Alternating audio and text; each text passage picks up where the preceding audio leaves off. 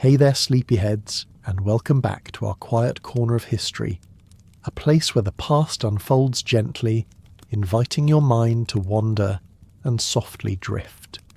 Tonight, we're taking a serene journey back to a world of immense wealth and rigid expectations, a time when glittering facades often concealed profound personal constraints. It's an era known as the Gilded Age, and we're going to explore it through the eyes of someone who lived at its opulent yet paradoxically stifling heart. Allow your mind to softly drift as we journey back to an America where fortunes soared, but freedom for some remained an elusive dream. You find yourself standing on the cusp of the late 19th century in America, an era history would label the Gilded Age. The very name you realise is a whisper of irony. Gilded, implying a thin layer of gold covering something far less precious beneath, and so it was. You're in a time defined by an astonishing accumulation of wealth, particularly among the titans of industry, the robber barons, the self-made kings like the Vanderbilts. Their names echo with power and privilege, their fortunes built on railroads, shipping steel and oil. You see the grand mansions rising on Fifth Avenue architectural testaments to staggering riches, their stone facades gleaming in the nascent electric light. But beneath this opulent surface, this glittering veneer of prosperity, a stark reality resides, a profound landscape of social rigidities and personal constraints. You might imagine that such wealth would bring absolute freedom. Yet for many, especially women of means, it was a different kind of cage, one often more ornate but no less confining. Though less ancient and deeply entrenched than the social strata of Europe, a fixed social hierarchy quietly dictated the pathways of life in America. You understand that your place in this world, even at its pinnacle, is not one of unbridled choice, but of strategic alliances. Your role, should you be a woman of this elite class, is to consolidate family power to expand influence through carefully orchestrated marriages, much like a carefully planned corporate merger. It's less about personal desire and more about dynastic duty. While not facing universal environmental threats in the same way as lower classes, the elite navigated their own set of systemic pressures. Reputation and lineage were not merely admired, but fiercely protected commodities, often at the painful expense of individual will. Imagine if you were living in a constant state of public scrutiny, where every decision, every movement, every potential misstep is weighed against the collective honour of your family name. Your very identity becomes intertwined with this pressure, a constant performance for an invisible, demanding audience. Within this stark macro-reality, within this carefully constructed social theatre, the daily existence of figures like Consuelo Vanderbilt unfolds. Despite, and often precisely because of, her privileged status, her life is not one of simple comfort. Instead, it presents a unique tapestry of challenges and discomforts. This gilded cage, you'll soon learn, is polished to a blinding shine on the outside, but its bars are made of unyielding societal steel. This overarching structure forms the immutable backdrop to her life, creating the very gilded cage she eventually escaped. You now immerse yourself in the foundational realities of this era, the very bedrock upon which lives like Consuelo's were built and constrained. Imagine a societal structure so rigid it feels like an unyielding caste system. The Vanderbilt family, your own lineage, stands at the absolute apex of America's nascent industrial aristocracy. Their immense railroad fortune, a truly staggering accumulation of capital, didn't just buy them immense personal luxury. It established a powerful, almost untouchable social standing. This wealth, however, was not an invitation to unbridled freedom. Instead, it came with a distinct set of strict expectations regarding its preservation and, crucially, its augmentation through strategically advantageous marriages. It's almost as if being at the very pinnacle meant the rules for maintaining your position became even more stringent, constant pressure to perform and expand. The late 19th century witnessed a unique social phenomenon, the dollar princess. You, as a daughter of an American industrial magnate, became a prime example of this transatlantic social commerce. You were in essence a valuable commodity, your vast dowry exchanged for something deemed equally precious across the Atlantic, ancient European titles, and the crumbling noble estates they represented.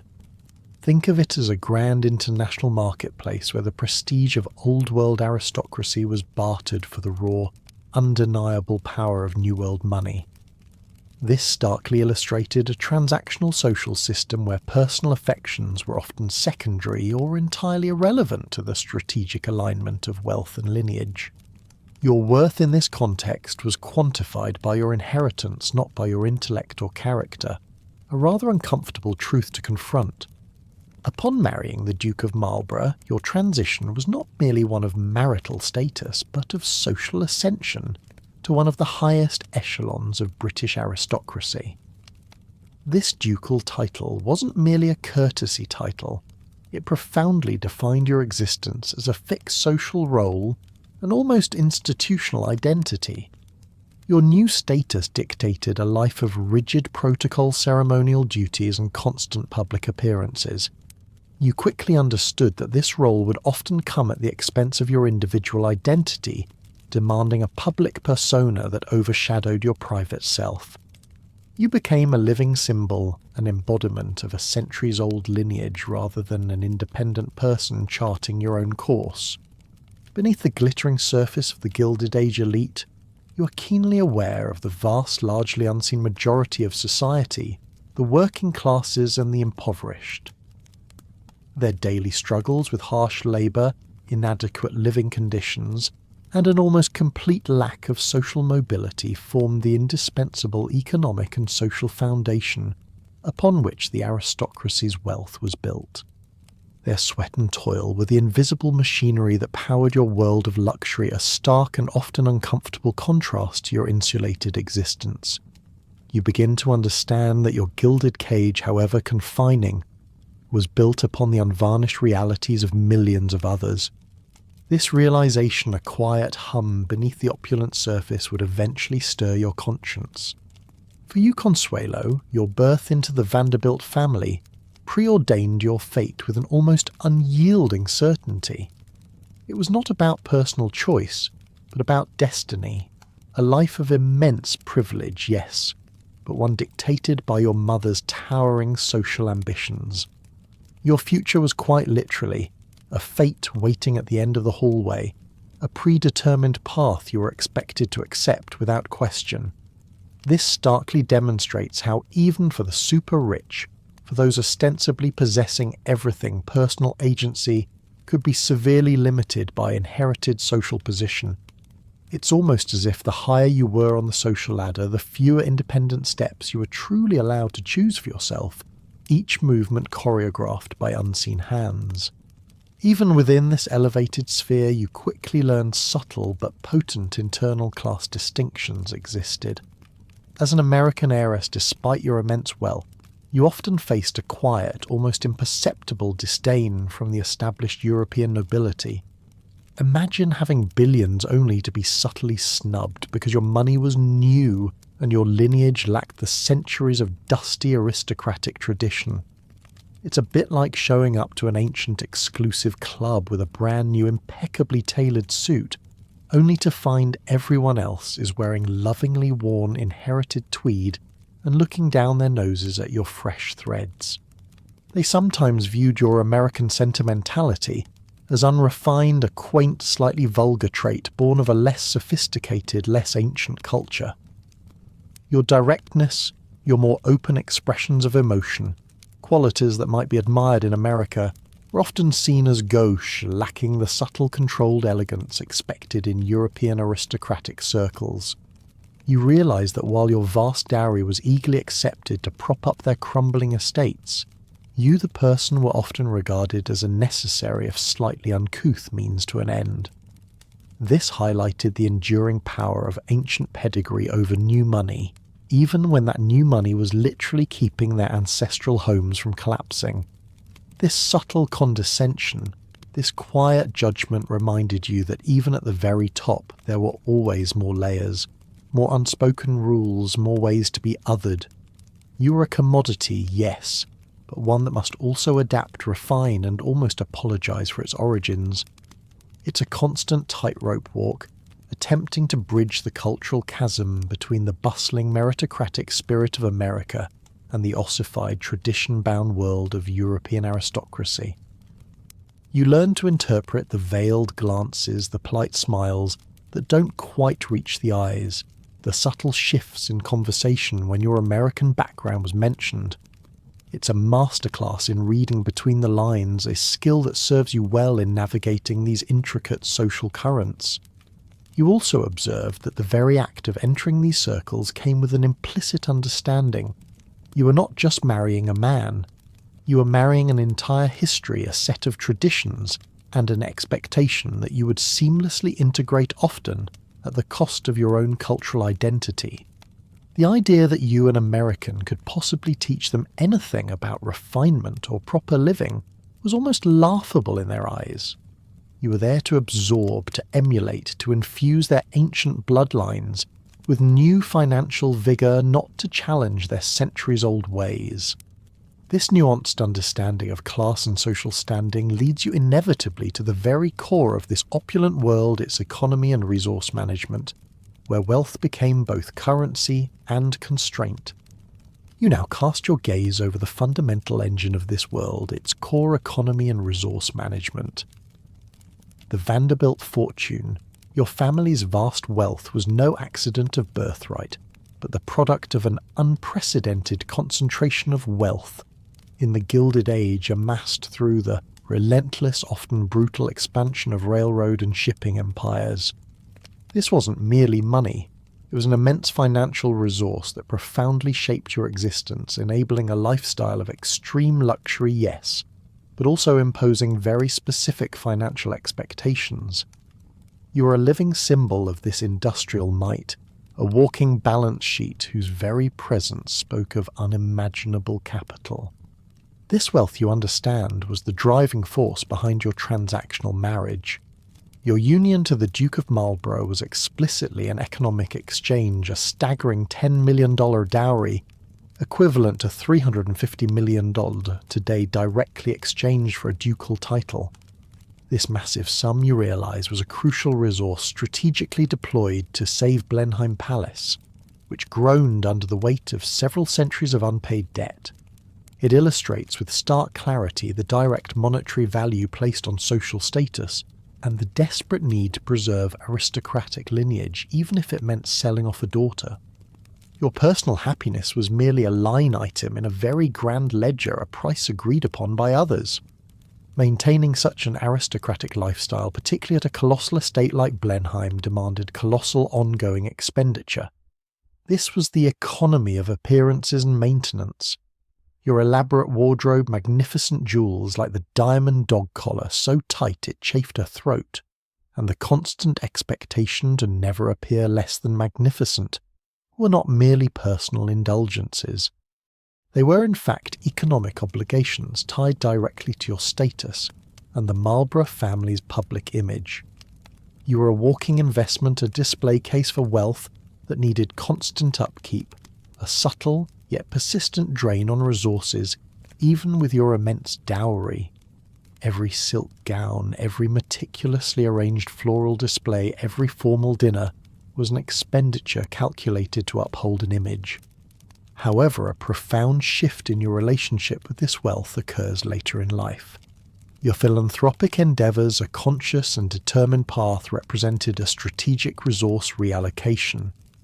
Organising coal deliveries for the poor, establishing hospitals, founding war relief funds, these were deliberate and purposeful deployments of your vast inherited wealth.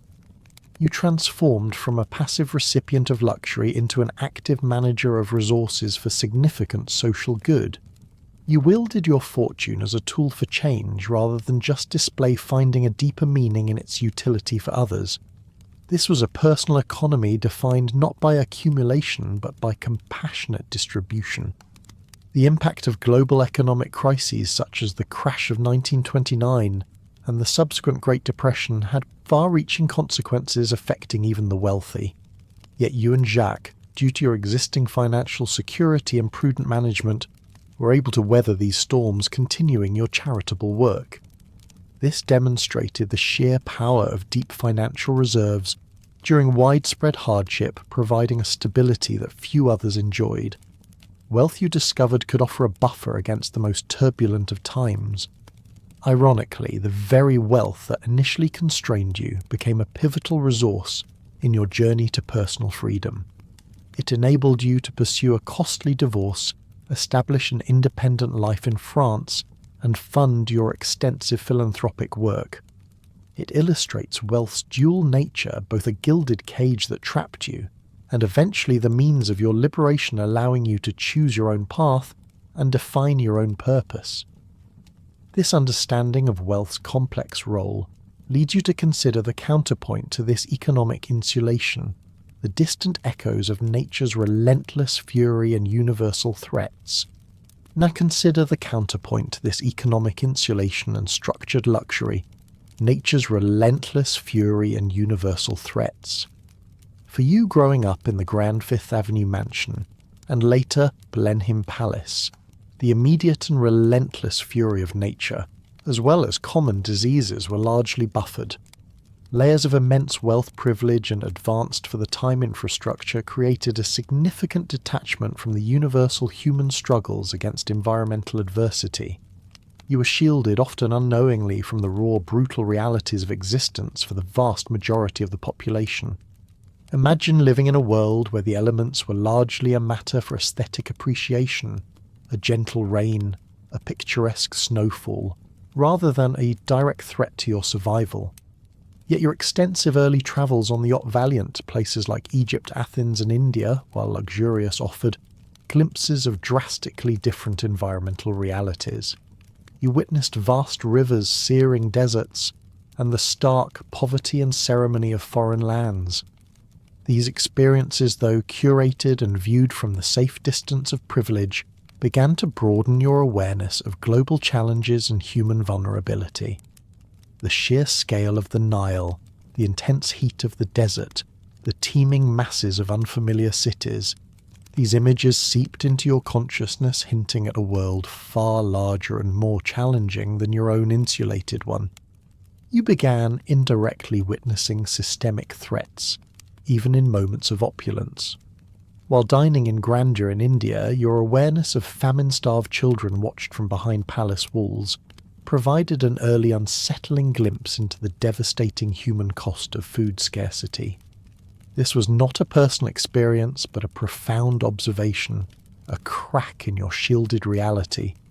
You saw the hungry eyes, the emaciated forms, and the stark contrast between your elaborate meal and their desperate need. This sight burned into your memory, began to register the systemic nature of these threats. Not just a single bad harvest, but a fundamental lack of resources and distribution that led to widespread suffering. It was a silent, powerful education in global inequality, a seed of social conscience planted early in your journey. This detachment, however, shattered when you began confronting local hardships directly. Your visits to the small villages surrounding Blenheim were transformative. You stepped out of the palace gates and into a world where the struggle for survival was immediate and visceral. You learned from an elderly woman a chilling truth. Last year we lost 3 from this lane alone. The cold takes the old ones first, then the babies. This candid statement revealed the brutal, unmitigated impact of harsh winters and lack of resources on common people, starkly contrasting with your own sheltered existence. The cold was not an abstract concept, it was a killer. This direct exposure to unvarnished suffering became a powerful catalyst propelling you into action. This visceral understanding propelled you into addressing public health crises. Particularly through your involvement with the National Commission on the Declining Birth Rate and your lectures on infant mortality, you directly confronted systemic public health threats. You named issues like venereal disease, malnutrition, shame, and disease running rampant, actively working to mitigate these universal vulnerabilities. You used your platform not to avoid these grim realities, but to expose them to shed light on suffering that polite society preferred to ignore. You sought to apply your resources and intellect to tangible solutions for widespread human suffering. Finally, wartime as a universal threat, both World War I and World War II though, man-made unleashed profound environmental and societal fury. Your extensive work establishing hospitals, organising war relief and sheltering refugees was a direct, active response to the widespread human suffering, injury and displacement caused by these global conflicts. For you, universal threats, once distant echoes, became immediate and deeply personal. From the quiet anxieties of a gilded girl to the active force for change, your journey reveals a life lived at the intersection of immense privilege and profound purpose. This brings us back to the daily existence of figures like Consuelo Vanderbilt, where unimaginable splendour was paradoxically defined by relentless discomfort. You now find yourself squarely within the daily existence of Consuelo Vanderbilt, a life where unimaginable splendour was paradoxically defined by a relentless regimen of physical and emotional discomfort. This shapes your very being, from the grandest mansions to the most intimate personal routines, revealing the true cost of an opulent life. Your childhood home, that grand Fifth Avenue mansion, is a spectacle of wealth. You know the exact shade of the finest Chinese silk money can buy that adorns your bed, its cool, smooth texture a constant reminder of your family's vast resources.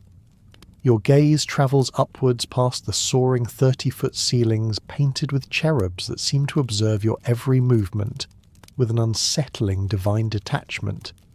It's a vision of pure, unadulterated splendour designed to elicit awe and admiration from all who enter. Yet you feel the persistent ache in your back, a dull throb that seems to have been a constant companion since childhood.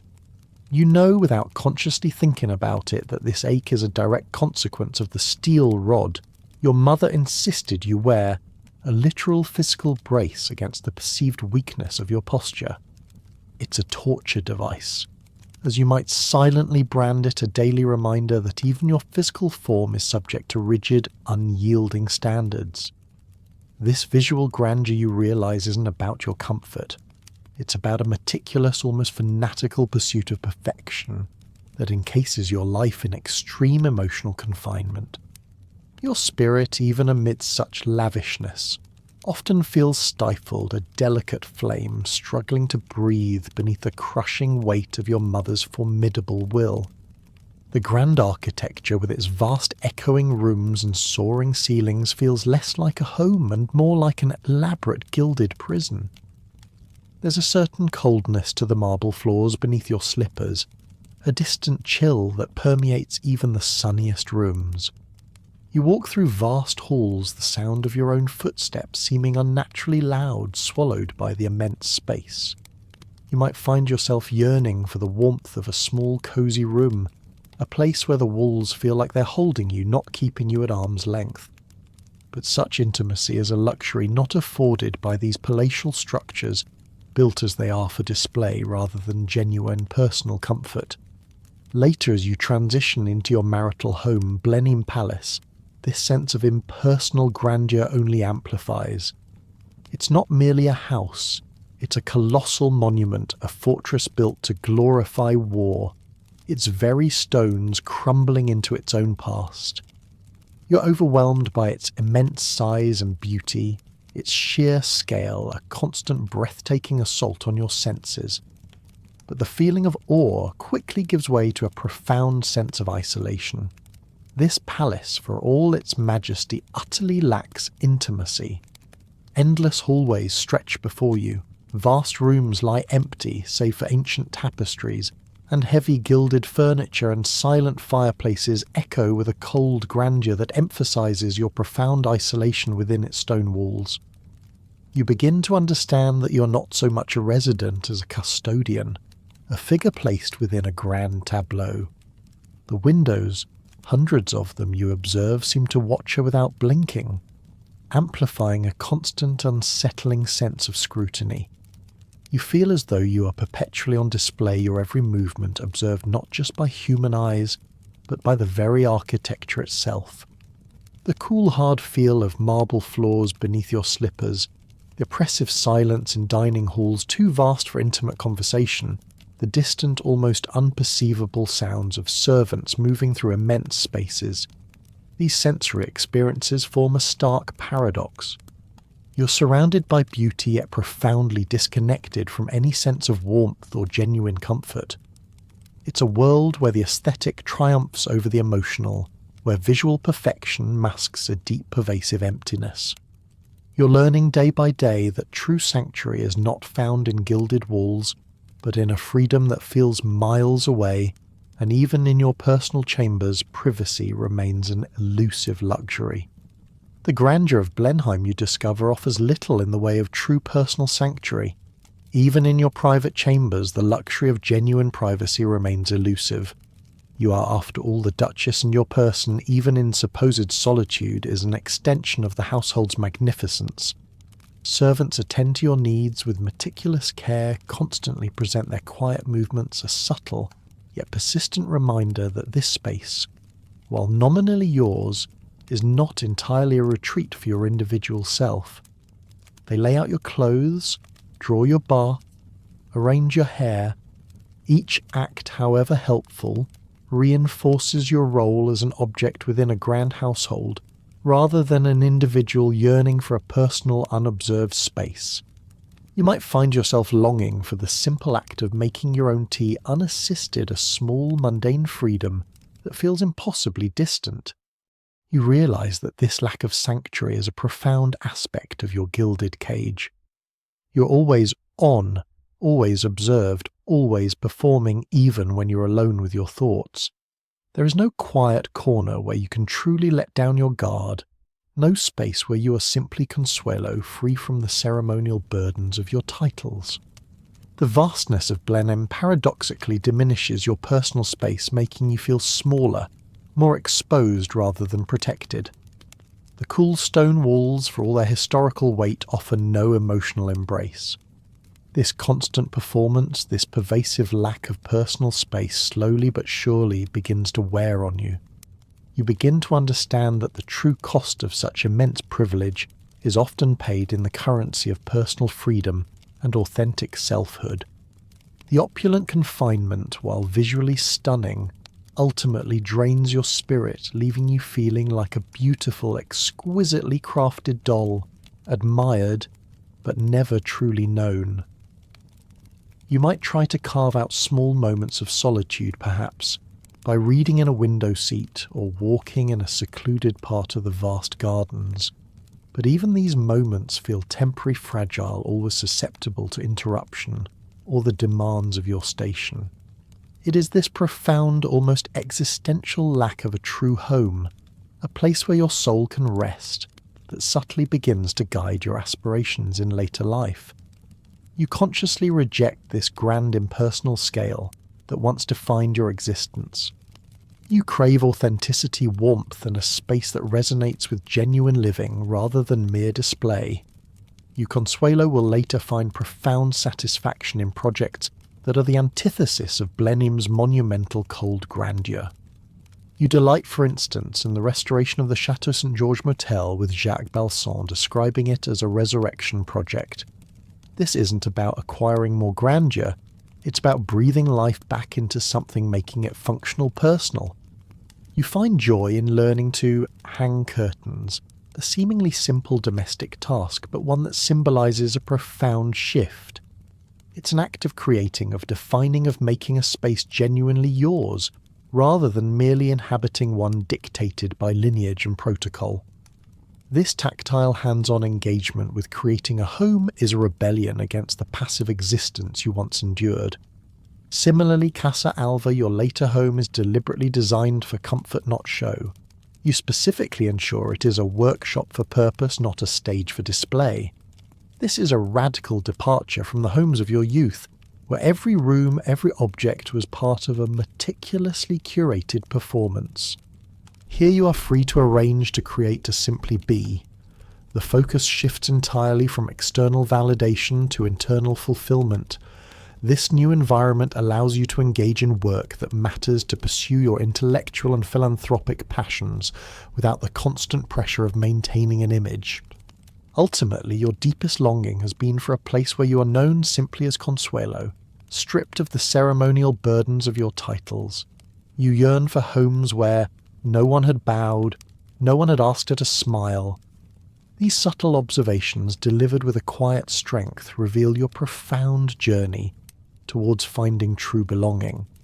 It is not found in grand architecture or ancient titles, but in authentic connection, in the freedom to be yourself, unadorned and unburdened. This redefinition of home is a testament to your hard-won liberation, and this desire for authenticity will soon extend to the very sustenance you consume, revealing meals of control and suppressed pleasure.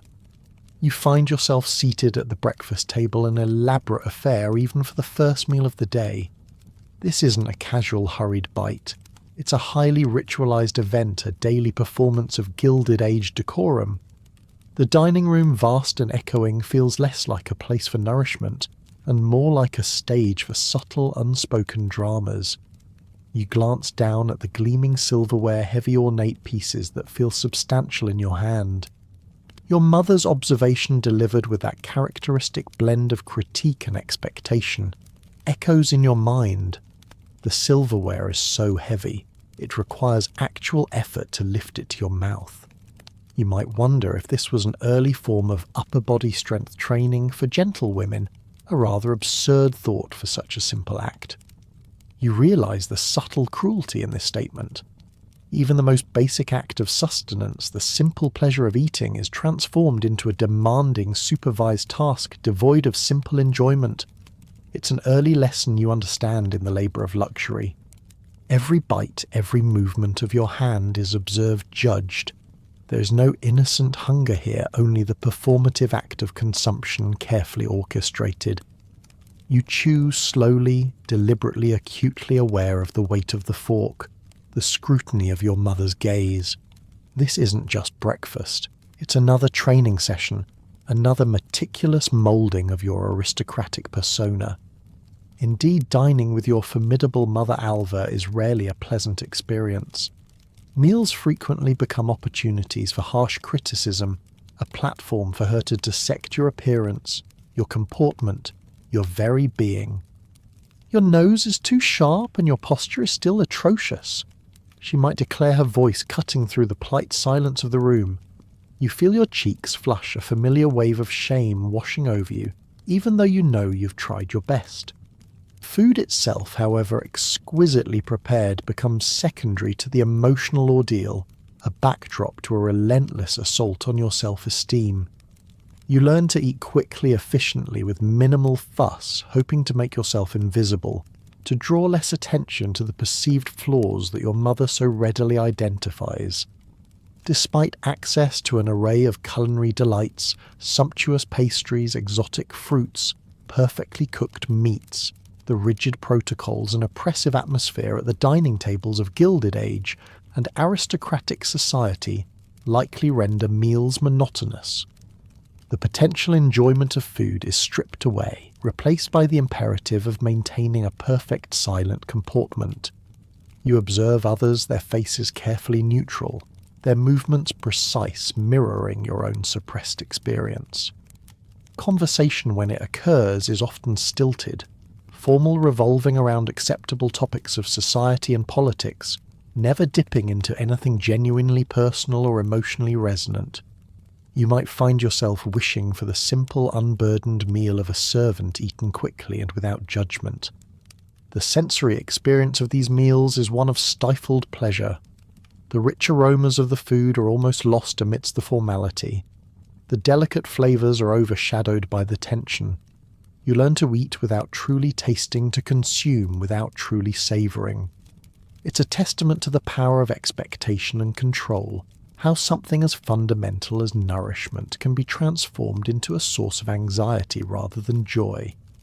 You recognise that for all the lavishness, there is a fundamental hunger here, not for food, but for genuine connection, for acceptance, for a moment of peace at the table. This monotony, this constant suppression will eventually begin to stir something within you, a quiet discontent that seeks to break free and find purpose-driven sustenance. You eventually experience a pivotal shift, a quiet awakening that begins to redefine your understanding of sustenance. It happens when you learn, perhaps through a chance conversation or a direct observation of the true hardship faced by the villagers dwelling in the shadow of Blenheim Palace. You're accustomed to a world of insulated luxury where the struggles of the common folk are abstract, distant narratives. But then you hear it, children are freezing a mile away. The stark reality hits you with an unexpected force, a jolt that shatters the polite, carefully constructed bubble of your aristocratic existence. This is not a theoretical problem discussed over a formal dinner. This is immediate visceral suffering happening just beyond your magnificent gates. You visualize these children thin and shivering their small bodies, battling the merciless cold. This emotional awakening sparks something profound within you, a burgeoning empathy that transcends the protocols and expectations of your station. It's a first glimpse of purpose-driven sustenance, a realization that true nourishment extends far beyond the lavish yet sterile meals you have always known. Without hesitation, driven by this new urgent sense of compassion, rather than by obligation or social directive, you arrange for cold deliveries.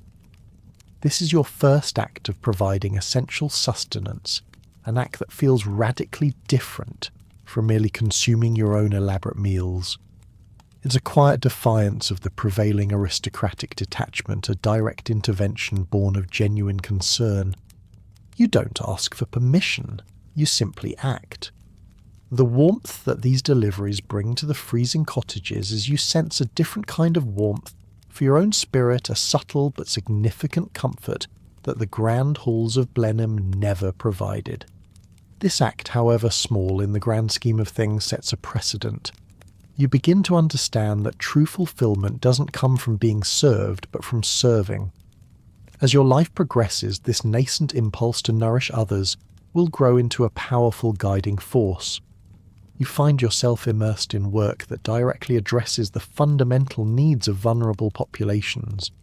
You work at the refuge for prisoners' wives, a place of quiet desperation and immense need.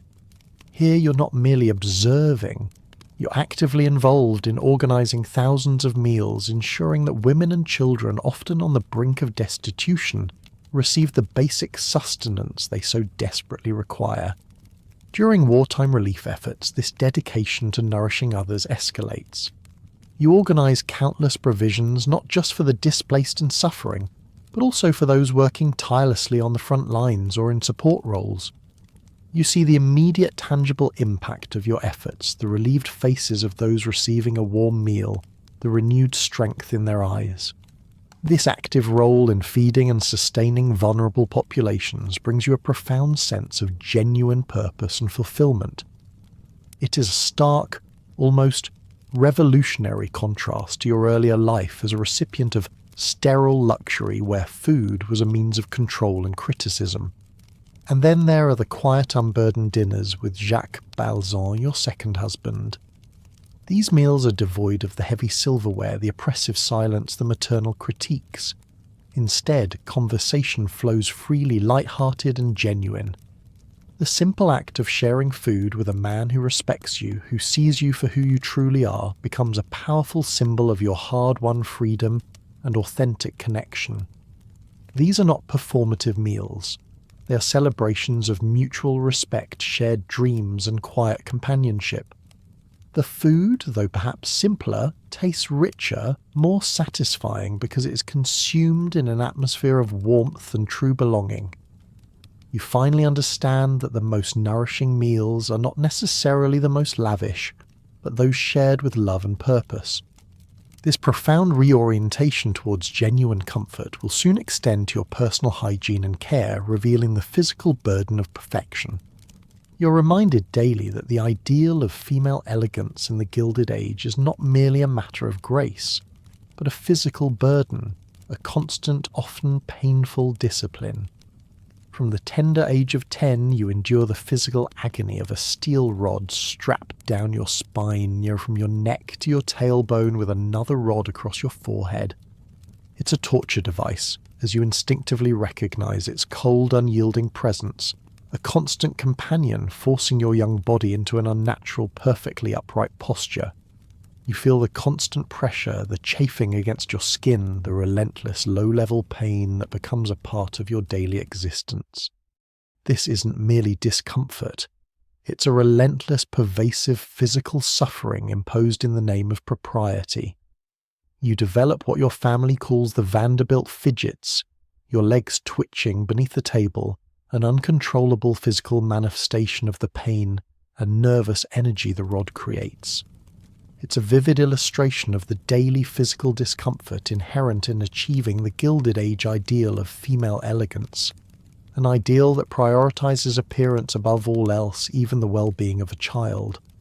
You learn to suppress the winces to maintain a serene facade despite the constant nagging ache, understanding that any visible sign of discomfort would be a social failing.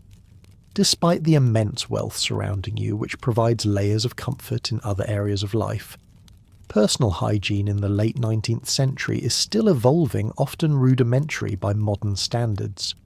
While your surroundings are spotless and servants attend to your every need, your daily routine likely involves cold washes, perhaps even in unheated rooms, and basic methods of personal care that would feel surprisingly Spartan given the overall opulence.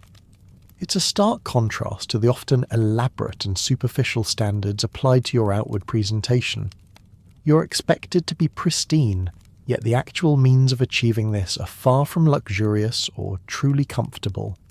The focus is on the appearance of cleanliness and refinement, rather than on the sensual pleasure or deep comfort of the process itself. As you mature and assume the title of Duchess, your appearance becomes even more meticulously curated, often at your explicit physical expense. You wear a diamond dog collar so tight it chafed her throat, its dazzling brilliance a stark counterpoint to the raw skin beneath. A tiara so heavy it gave her migraines is placed upon your head, its weight a constant pressure, a symbol of status that simultaneously brings throbbing pain. These jewels, meant to signify your elevated position, your immense wealth and lineage, become sources of constant physical pain. Adornment, you realize, is not merely decorative, it is a form of self-inflicted discomfort, a constant reminder of the physical sacrifices required to embody your public role. Your husband the Duke explicitly reinforces this mandate. You represent Blenheim now. You must never appear less than magnificent. This statement, delivered with an almost chilling clarity, cements the idea that your body and attire are not your own. They are public assets, a display case for his wealth, for the Marlborough name. Your physical comfort, your personal preferences become entirely secondary to the symbolic grandeur you're expected to embody. You are in essence a living, breathing advertisement, for the dynasty a walking monument to status and prestige. On your wedding day, a day that should have been joyous, your wedding veil hiding her swollen eyes, serves not only as a ceremonial adornment, but also as a critical shield. It conceals the very real tears and distress beneath, highlighting the stark, painful contrast between public performance and private suffering. The veil intended to enhance your beauty becomes a necessary screen, a barrier between your inner turmoil and the expectant gazes of the world. You learn very early on the art of concealment, of presenting a flawless facade regardless of the emotional torment within. This constant imposition of physical and emotional discomfort, this relentless pursuit of an external ideal, will eventually lead to a quiet but firm rebellion, reclaiming simplicity and comfort in your later years. You sense a subtle shift, a quiet yearning for something fundamentally different from the life you've known, a life of endless physical constraint and performative elegance. This isn't a sudden dramatic change, but a gradual, deliberate shedding of the elaborate rituals that once defined your personal care. You finally begin to understand that true comfort isn't about silk sheets or diamond tiaras. It's about a profound sense of ease in your own skin, a reclamation of your body for your own comfort and authentic self-expression. This transformation manifests in a preference for simplicity, a word that might sound almost revolutionary coming from the lips of a woman who once embodied the pinnacle of Gilded Age extravagance. You actively seek out the unadorned, the functional, the genuinely comfortable. The heavy ornate gowns, the restrictive corsets that shaped your silhouette into an idealized, often painful form, the cumbersome jewels, they all begin to feel like relics of a past you're eager to leave behind. You imagine the physical relief, the sheer freedom of movement that comes from stepping out of these elaborate contraptions. It's a bit like finally taking off those ridiculously tight shoes after a long formal event, only on a much grander, more life-altering scale. You find deep, unadulterated joy and practicalities in the simple, earthy satisfaction of tasks that directly connect you to the physical world. Imagine for a moment the feeling of hands in the earth while gardening. This isn't a mere pastime. It's a therapeutic act, a tactile rebellion against the sterile, untouched surfaces of your former life. The cool, damp soil beneath your fingernails, the scent of rich earth, the quiet satisfaction of nurturing something into life. This is a sensation that no amount of polished marble or glimmering silk could ever provide. You're no longer merely observing beauty. You're creating it, participating in it with dirt on your hands and a genuine smile on your face. And then there's the simple ritual of making your own tea in your slippers, a small act of domesticity that speaks volumes. For years, every need was anticipated, every comfort provided by a retinue of servants. You never lifted a finger, never poured a cup, never truly had a moment of unassisted solitude within your grand homes. Now the warmth of the mug in your hands, the steam rising gently to your face, the quiet clinking of the teapot, these small moments become profoundly significant. They are acts of agency, of self-sufficiency, of reclaiming a personal space and time that was once constantly attended. You are no longer an object to be served. You're a person serving yourself, a quiet declaration of independence that resonates far beyond the teacup. This shedding of elaborate physically constraining rituals is more than just a change in preference. It's a deep internal liberation. You shed the steel rod for posture, feeling your spine align naturally, perhaps not perfectly straight, but finally at ease. You discard the tight dog collars and the heavy tiaras, welcoming the absence of pressure, the relief from constant migraines. Your body, once a public display, a mere vehicle for dynastic grandeur, becomes your own again. It's a profound shift, signalling a reclamation of your physical self for your own comfort and authentic expression, free from the dictates of fashion tradition or marital obligation. You realize that this journey towards simplicity is not a descent into hardship, but an ascent into authenticity. It's about finding freedom in the mundane joy, in the unpretentious, and dignity in the act of being truly yourself. You discover that the most precious adornment is not diamonds, but genuine ease, and the most magnificent setting is not a palace, but a space where you are free to live, breathe, and simply be. This profound redefinition of comfort and self-care is a testament to the strength of your spirit, a quiet revolution against the gilded cage. This leads you to question the daily labour and responsibilities that defined your performance of a gilded life. You now turn your attention to the very concept of labour in your gilded life, and you quickly realise it's a far cry from the toil of the working classes. Your childhood, for instance, was a relentless regimen, a meticulous training designed to craft you into the ideal aristocratic wife. This wasn't about learning a trade or developing practical skills. It was about embodying a specific, highly refined persona. Beyond the physical agony of the steel rod for posture, your mother Alva enforced perfection with an almost terrifying intensity. You remember her rapping Consuelo's knuckles with a wooden ruler for slouch in a physically painful enforcement of proper ladyhood. This wasn't a gentle correction. It was a brutal disciplinary act instilling in you the acute awareness that your body, your comportment was never truly your own. It was a tool to be sharpened and perfected for its ultimate purpose, a strategic marriage. Every waking moment felt like an exercise in meticulous self-control. Your daily Rosa classes, shared with other elite girls, were rigorous. You studied Latin literature, mathematics, manners, music, and French dictation. You might think this was for intellectual enrichment, a broadening of your mind.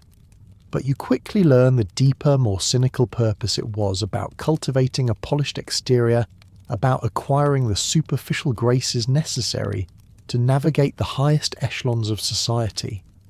The true lesson, subtly yet powerfully imparted, was to learn to nod at the right questions and never ask their own.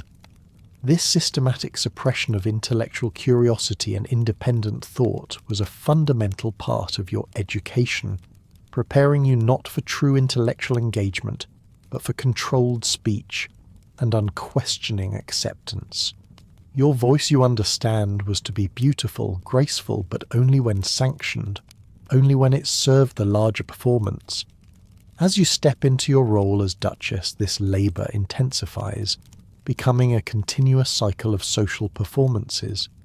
Your daily life is dictated by tradition and protocol, a rigid dance of expectations and duties. You execute endless curtsies, each one perfectly executed, a silent acknowledgement of your status and deference. You spend hours receiving guests, your face a mask of polite engagement, your conversation light and appropriate, never delving into anything truly personal or challenging. You dine with dignitaries, always mindful of the intricate rules of etiquette, every gesture, every word carefully weighed. You present at court a grand ceremonial spectacle that demands impeccable posture, an air of refined English grace, and a complete suppression of any personal discomfort or fatigue. This is a demanding, physically and emotionally draining form of labour, you realise. It requires constant vigilance, an unwavering commitment to maintaining a flawless public persona. Your existence becomes a performance perfected, where you're admired in public and unacknowledged in private. You diligently became what was required, yet you note with a quiet resignation, there was no rebellion, there was only routine. This relentless performance, this constant suppression of your authentic self, leads to a profound sense of disappearing within your own life. You're a celebrated figure, yet you feel like an echo, a shadow within your own magnificent existence. The accolades are for the Duchess, not for Consuelo. Even the profound experience of motherhood is framed as fulfilling a purpose for the dynasty rather than a personal emotional bond.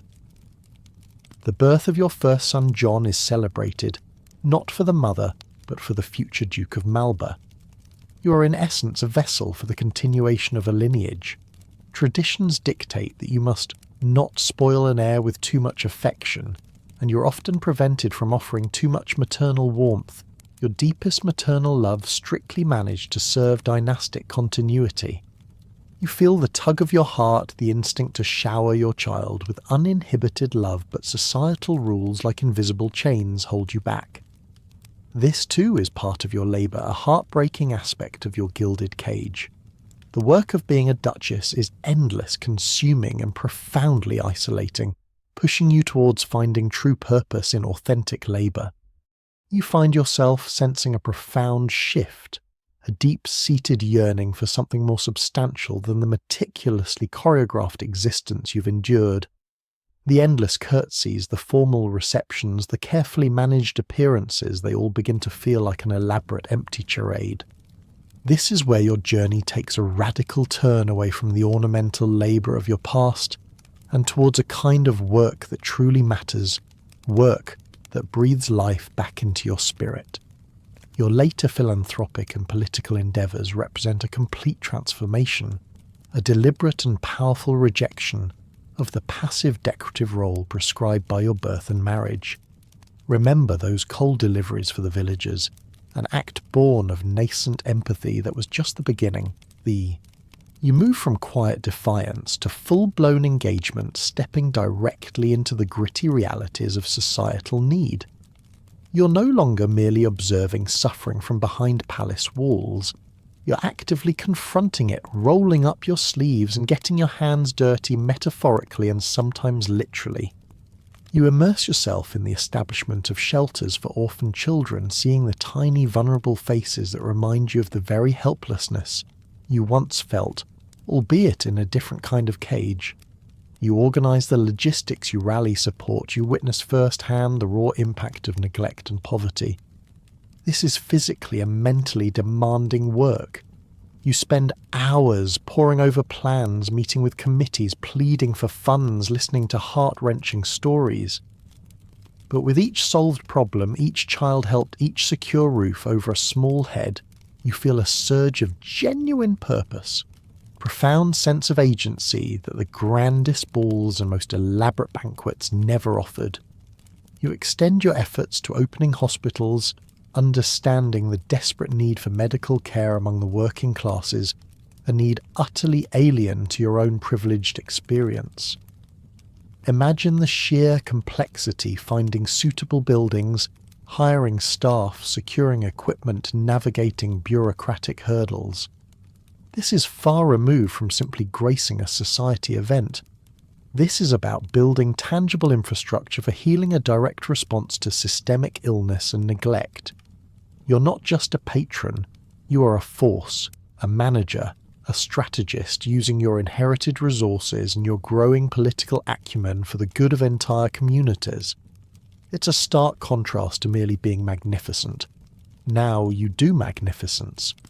Perhaps most remarkably, you run for the London County Council, an audacious move for a woman of your station, especially in an era where women's political participation was still largely viewed with scepticism, if not outright disdain.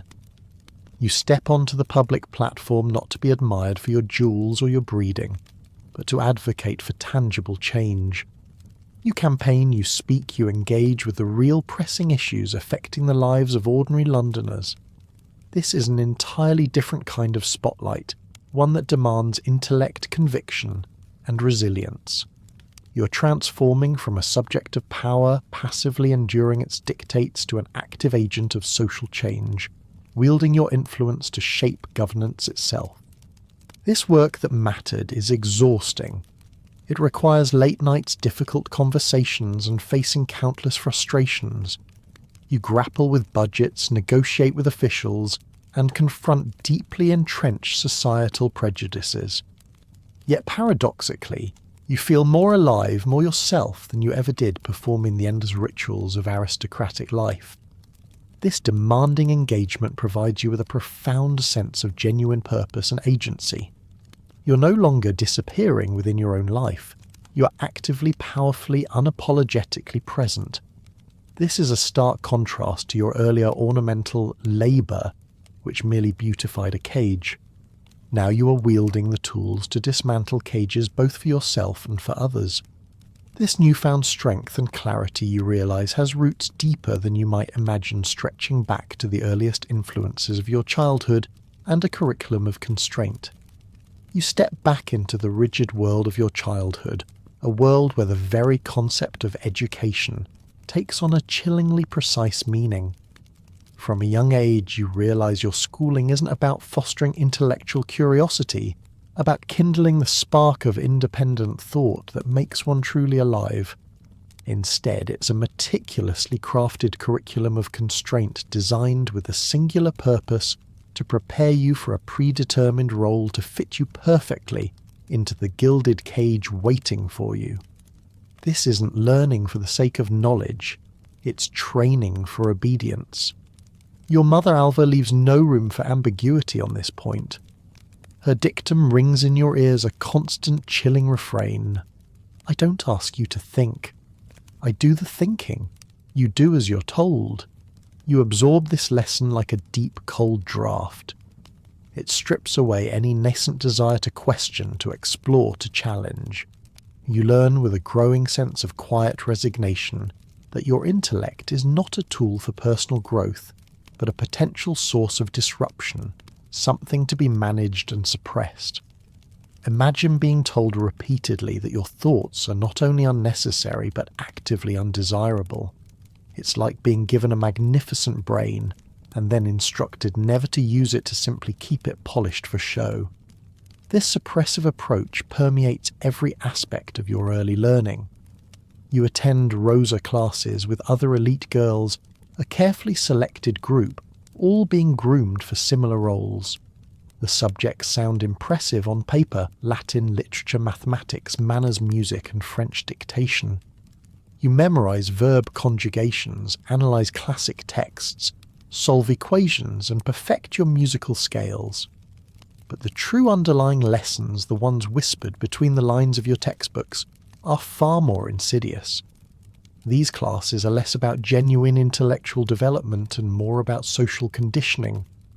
You are taught with relentless precision to nod at the right questions and never ask their own.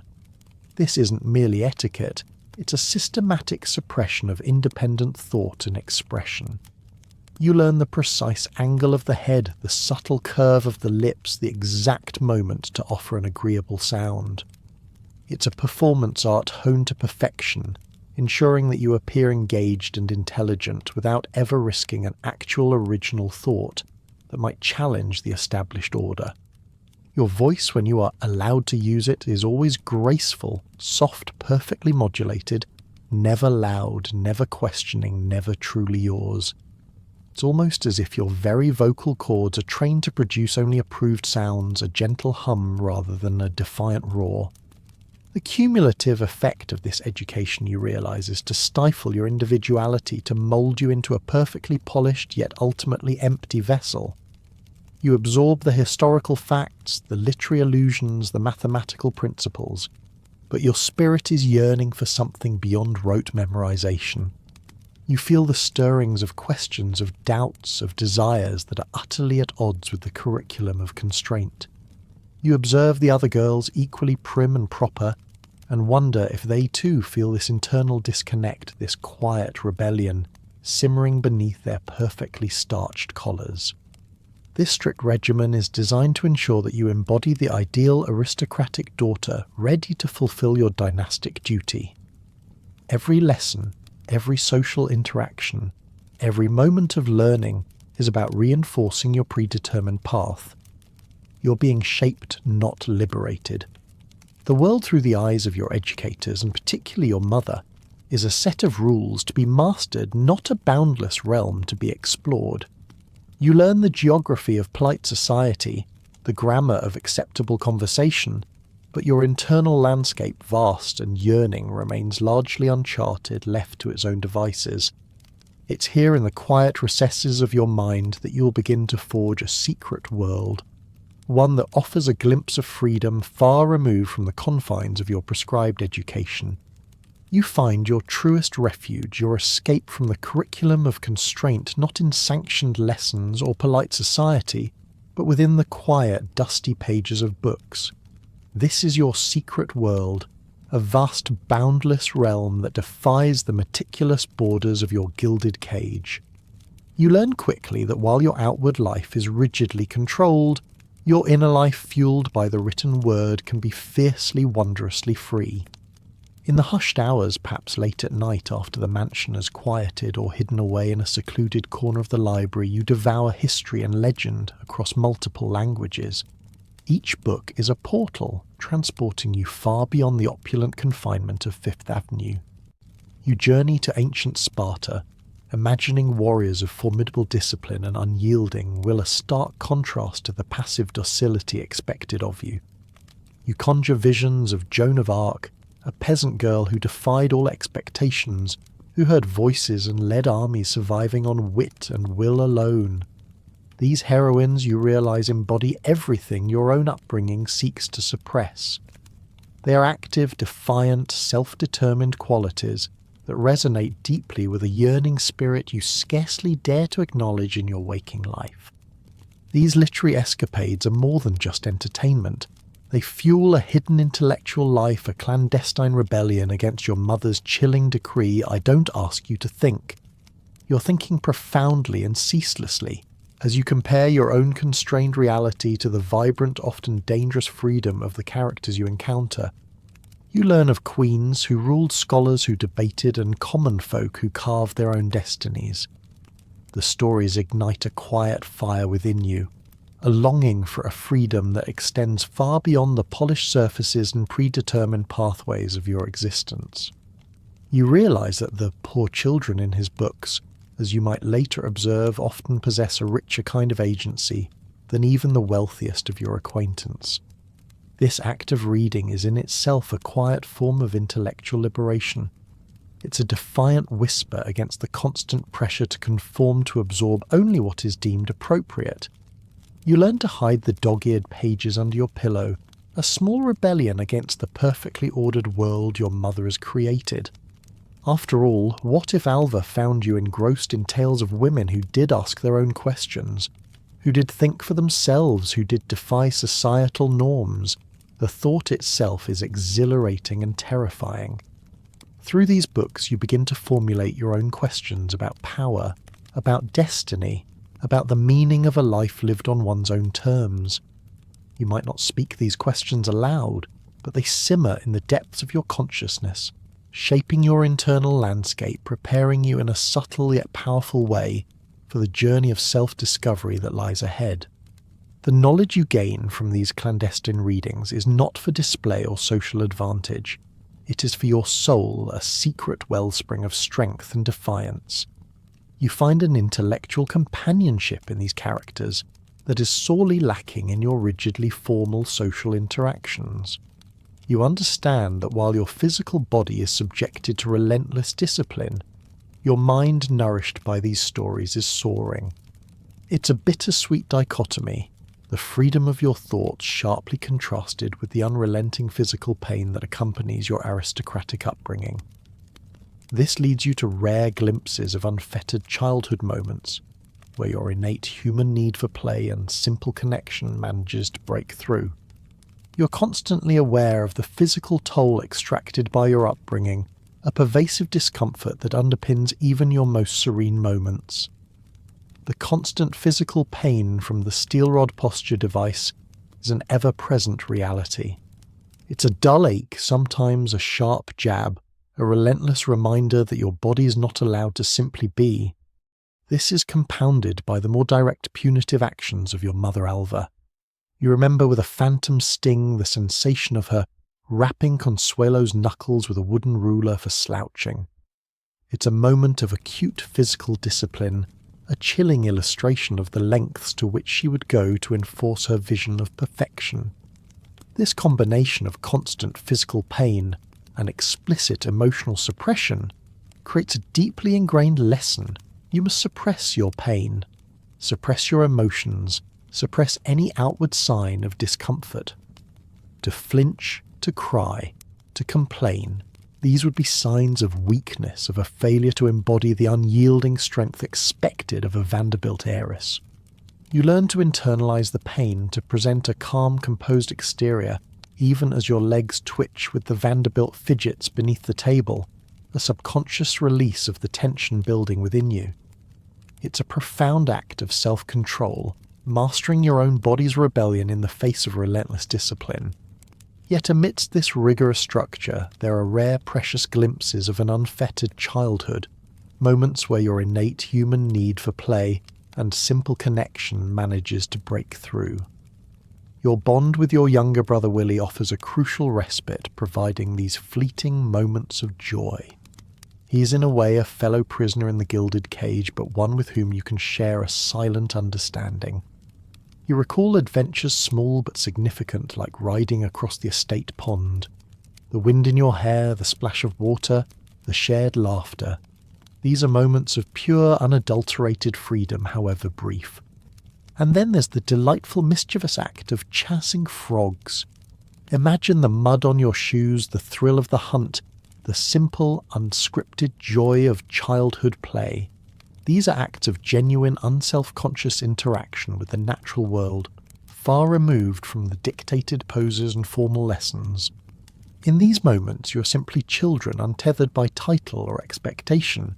experiencing a spontaneous connection that feels almost revolutionary in its simplicity.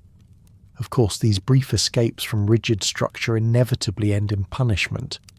You know even as you laugh that there will be consequences, a stern lecture, perhaps an additional hour with the posture rod, or a loss of some small privilege.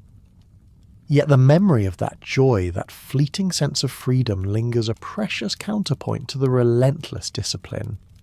It highlights your innate human need for unfettered play and simple connection, a need that persists despite all attempts to mould and control you. These stolen moments with Willie are vital, proving that the human spirit, even when confined, will always seek moments of lightness and authentic interaction.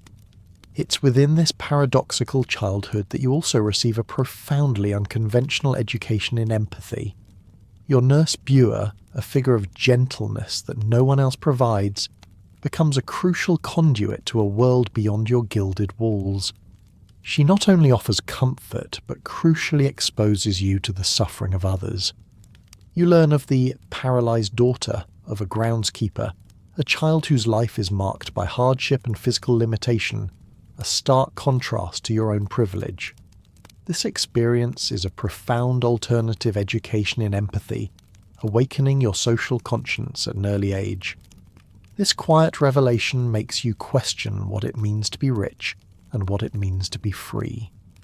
You begin to understand that wealth, while providing comfort from some physical hardships, can also be a prison. And freedom, you realize, is not merely the absence of poverty, but the presence of choice, of agency, of genuine human connection.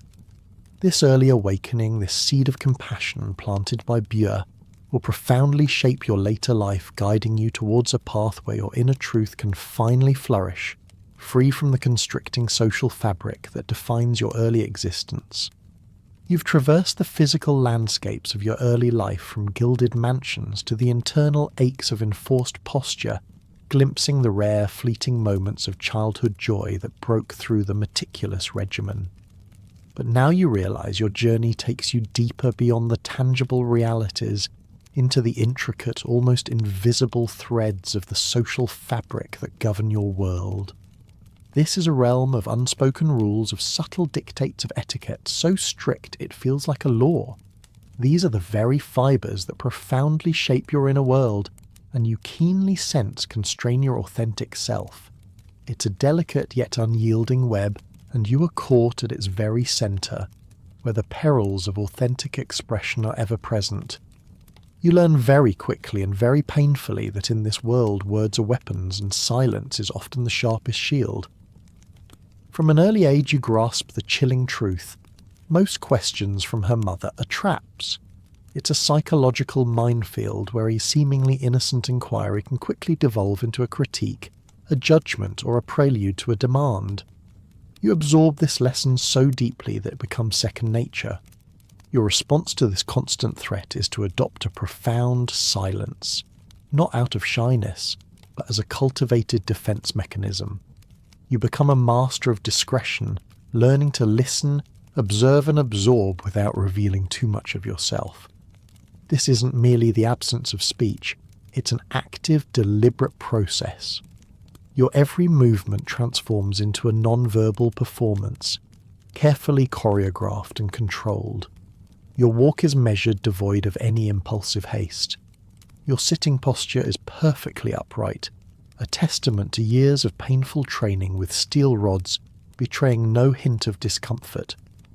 You learn to hold your hands just so to meet gazes without lingering, to convey an air of serene composure, even as your mind races beneath the surface. It's an exhausting pantomime of perfection where your body speaks volumes even as your lips remain sealed. Within your mind, words are weighed, topics are rehearsed, reactions are managed, long before they ever escape your lips, if they ever do. You play out conversations silently, anticipating potential pitfalls, crafting responses that are polite, agreeable, and utterly devoid of genuine feeling or personal opinion. It's like preparing for a high-stakes debate, but the stakes are your peace of mind and the fragile illusion of familial harmony. You realize that expressing an authentic thought, A true desire or a dissenting opinion is a perilous act fraught with unseen consequences. Imagine having to censor your internal monologue before it even forms, knowing that the wrong utterance could trigger a cascade of disapproval. This cultivated silence serves multiple purposes. It protects you from your mother's cutting critiques, creating an emotional distance. It also allows you to observe the intricate social dances around you, to decipher the unspoken cues and hidden meanings that govern this rarefied world. You become acutely aware of the power dynamics, the subtle manipulations, the unspoken expectations that dictate every interaction. You see how others navigate this landscape, often with similar caution, creating a collective atmosphere of guarded politeness and emotional restraint. You might find yourself longing for a conversation where you don't have to perform, where you can simply be and speak from the heart without fear of judgment. This profound suppression of your authentic voice, this continuous mental labour of managing your public persona, becomes an indelible part of your inner world. It leaves you with a quiet, persistent yearning for genuine connection, for a moment when you can truly express yourself without the constant peril of social reprisal. You're learning that while grand mansions offer shelter, the social fabric itself can weave the tightest, most inescapable cage of all, particularly when it comes to the perilous act of authentic expression. The weight of your unspoken thoughts, you discover, is far heavier than any tiara pushing you towards a yearning for genuine opinion. You've learned the perilous dance of authentic expression, a struggle against a social fabric woven with unspoken rules. Now you realize your very existence is a continuous embodiment of specific cultural disciplines, rituals of self-control that define aristocratic life. Imagine stepping onto a stage where your performance is not just judged, but is your identity from the way you stand to the thoughts you're permitted to entertain. The discipline of posture and deportment is perhaps the most fundamental. It wasn't merely about looking elegant. It was about embodying a physical ideal that reflected inner discipline and social standing. That steel rod from childhood the ruler strikes on your knuckles. They were not just corrective measures, but instruments of cultural conditioning.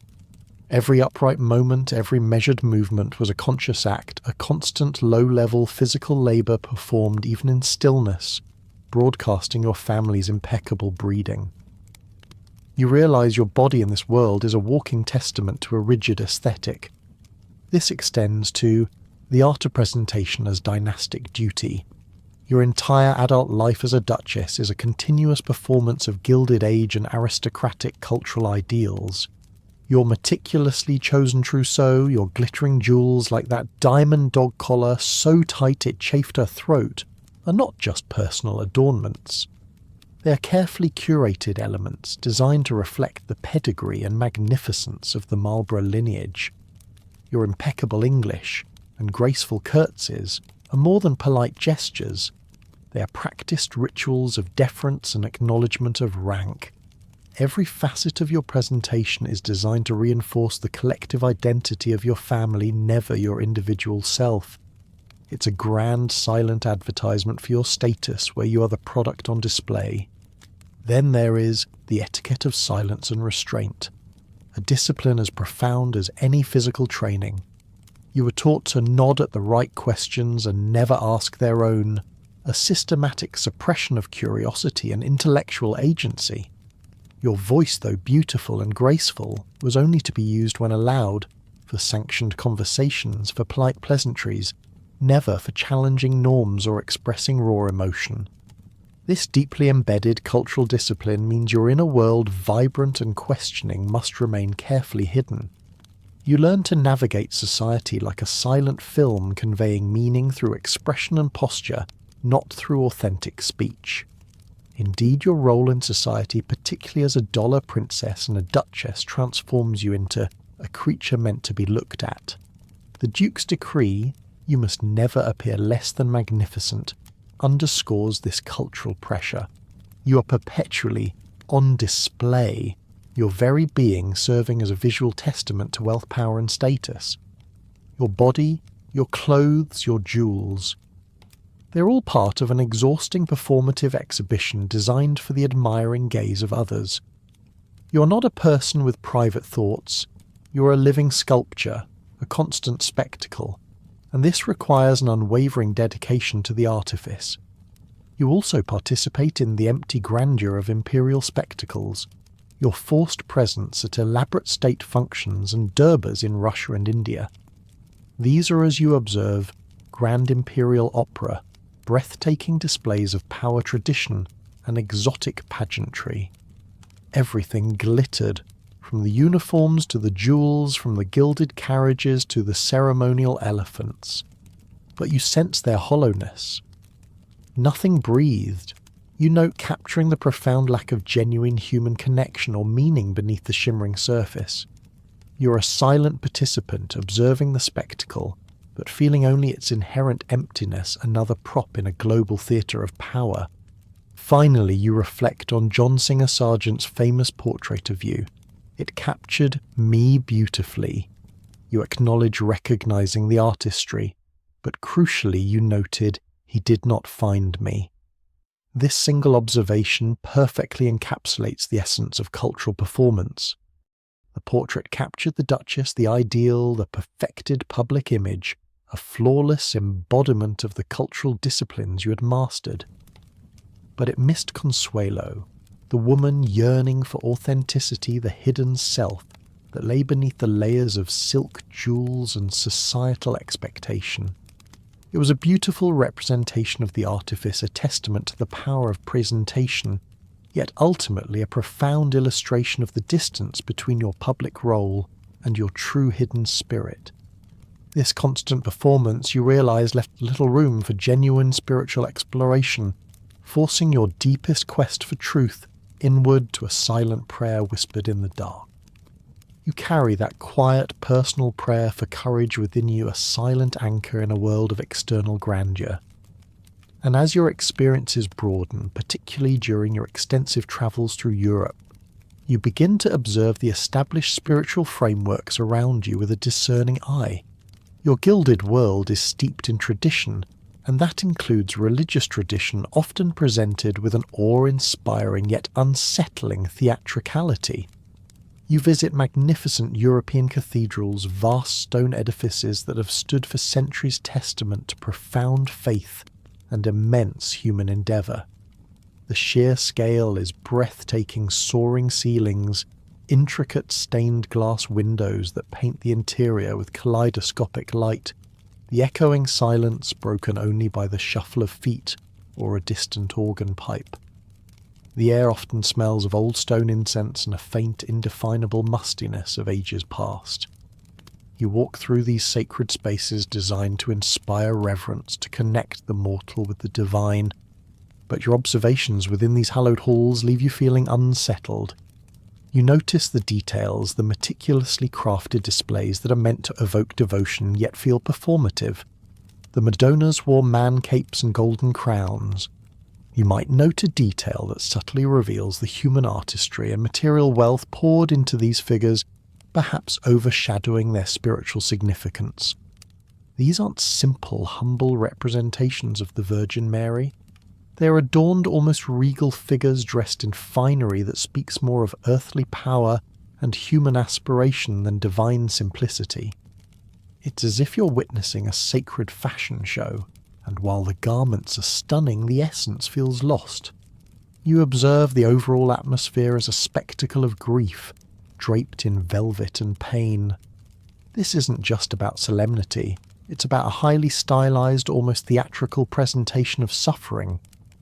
Images of the crucifixion are rendered with dramatic realism, the sorrow of the Virgin Mary accentuated by rich fabrics and sorrowful expressions.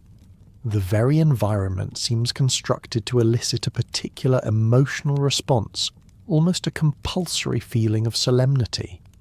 You see worshippers, their faces contorted in prayer, but you wonder if they are truly connecting with something profound, or merely participating in an ancient collective display.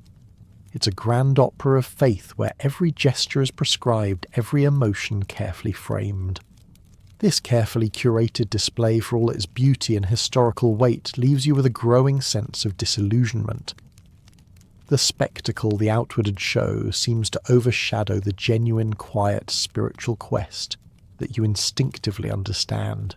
Your own whispered prayer for courage, born of personal need and offered in quiet solitude, feels infinitely more genuine than these elaborate public demonstrations of faith.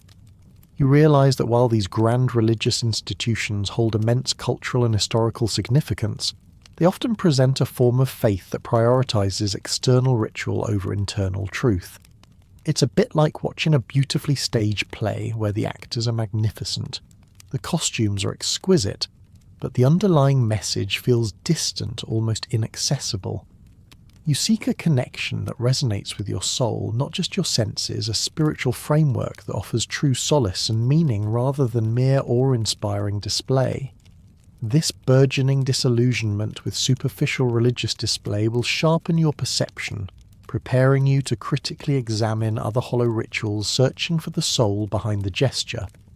You continue to sharpen your perception of authenticity, particularly when confronted with rituals that on the surface appear noble, but beneath reveal a profound emptiness.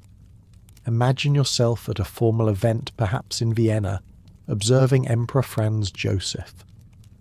He performs the ancient ritual washing of the feet of 12 poor men, a symbolic act of humility, an echo of biblical tradition.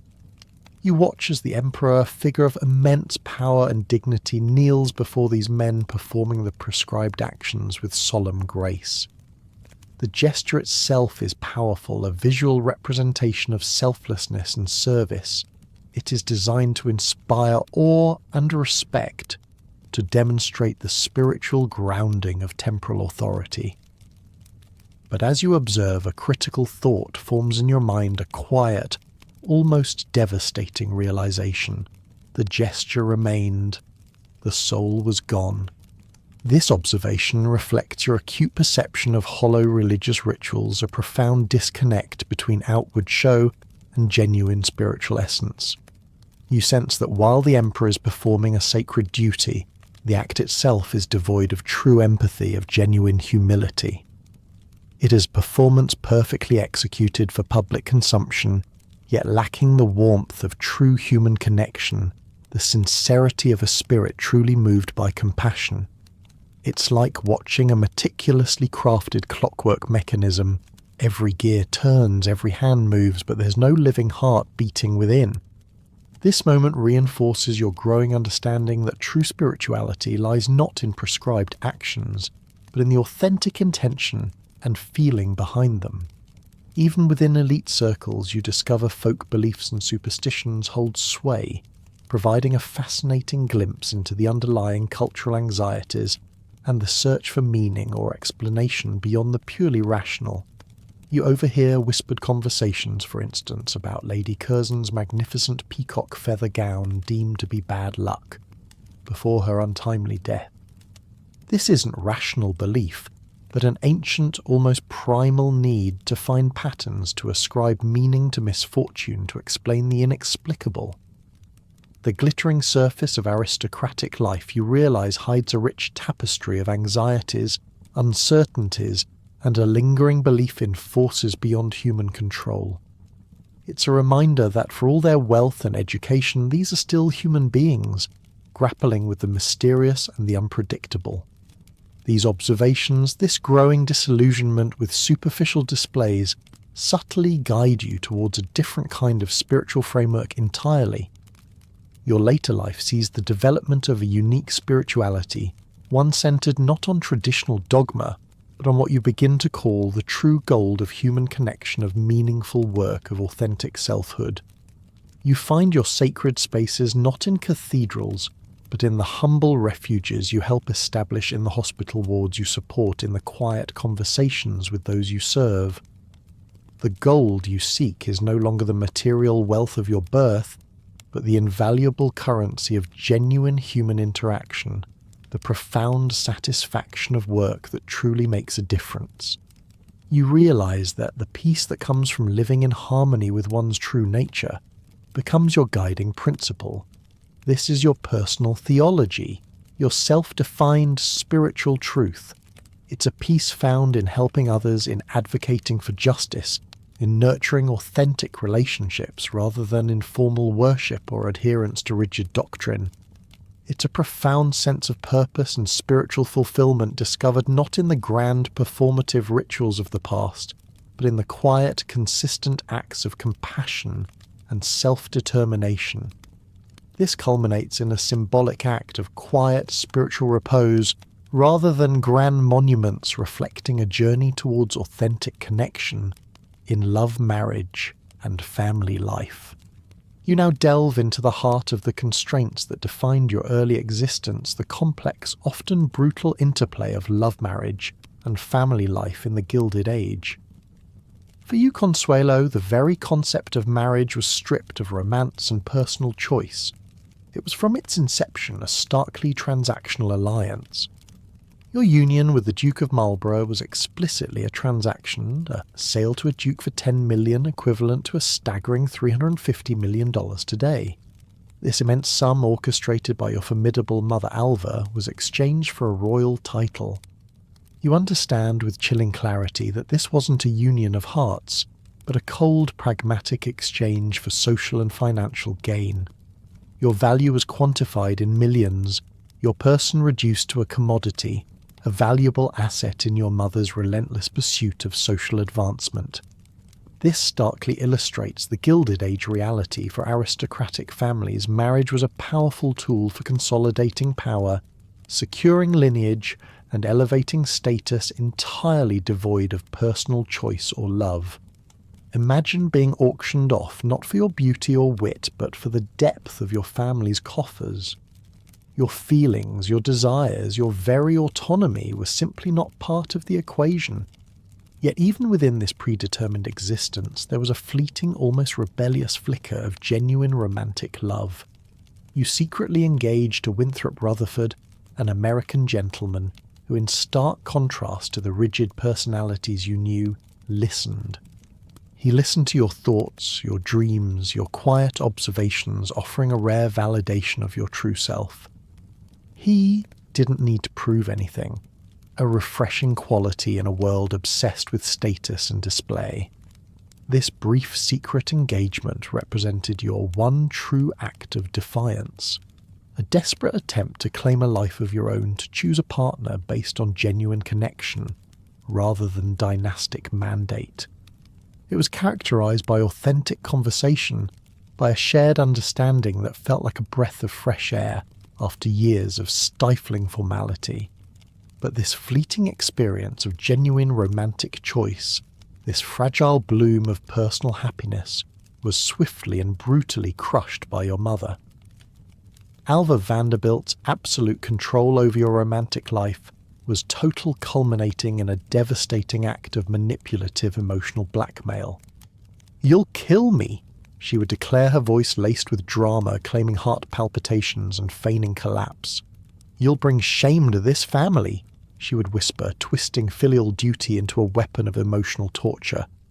These were potent words designed to crush your will, to make you choose between your personal happiness and your mother's life, between your own desires and the perceived honor of your family. This epitomized the profound lack of agency for aristocratic women in matters of the heart, where emotional coercion superseded individual will. Your forced marriage to the Duke was predictably marked by profound emotional distance. He never touched her, not in affection, not in intimacy. You shared dinners, appearances, obligations, not life. The emotional barrenness of the union was a constant aching void. There was no warmth, no companionship, no shared confidences, only a meticulous performance of marital duty. You were two separate individuals bound by a legal contract and a dynastic imperative existing in parallel, never truly touching. It was an arrangement of convenience, a business partnership masquerading as a marriage, leaving you with a deep, pervasive loneliness. Even motherhood, that most profound of human experiences, was reframed as a dynastic duty. The birth of your first son, John, was primarily a dynastic event. The Marlborough lineage was secured. Celebrations were not for the mother, but for the future Duke of Marlborough, reinforcing the idea that your role was merely a vessel for the continuation of the family line. Traditions dictated that you must not spoil an heir with too much affection, often denying you the simple joy of uninhibited maternal bonding. Your deepest maternal love was strictly managed, carefully controlled, to serve dynastic continuity, further eroding your sense of individual personhood and agency. This profound suppression of personal connection would eventually fuel a radical desire for an authentic partnership. You experience a profound transformation in your personal life, a testament to your hard-won journey towards self-determination. Your marriage to Jacques Balsan offers a radical contrast to the emotional barrenness of your first union. This is a partnership defined by mutual respect, shared dreams, and a deep authentic connection. His revolutionary question, what would you like to do with your life, with our life? What would you like to create? Symbolized the freedom, collaboration, and genuine love you finally found. It was a question that liberated rather than constrained, inviting you to co-author your own future, a stark difference from the predetermined path of your past. This new marriage is built on companionship, not obligation. You discover the simple joys of shared conversation, of mutual support, of a life where your thoughts and desires are not just acknowledged, but genuinely valued.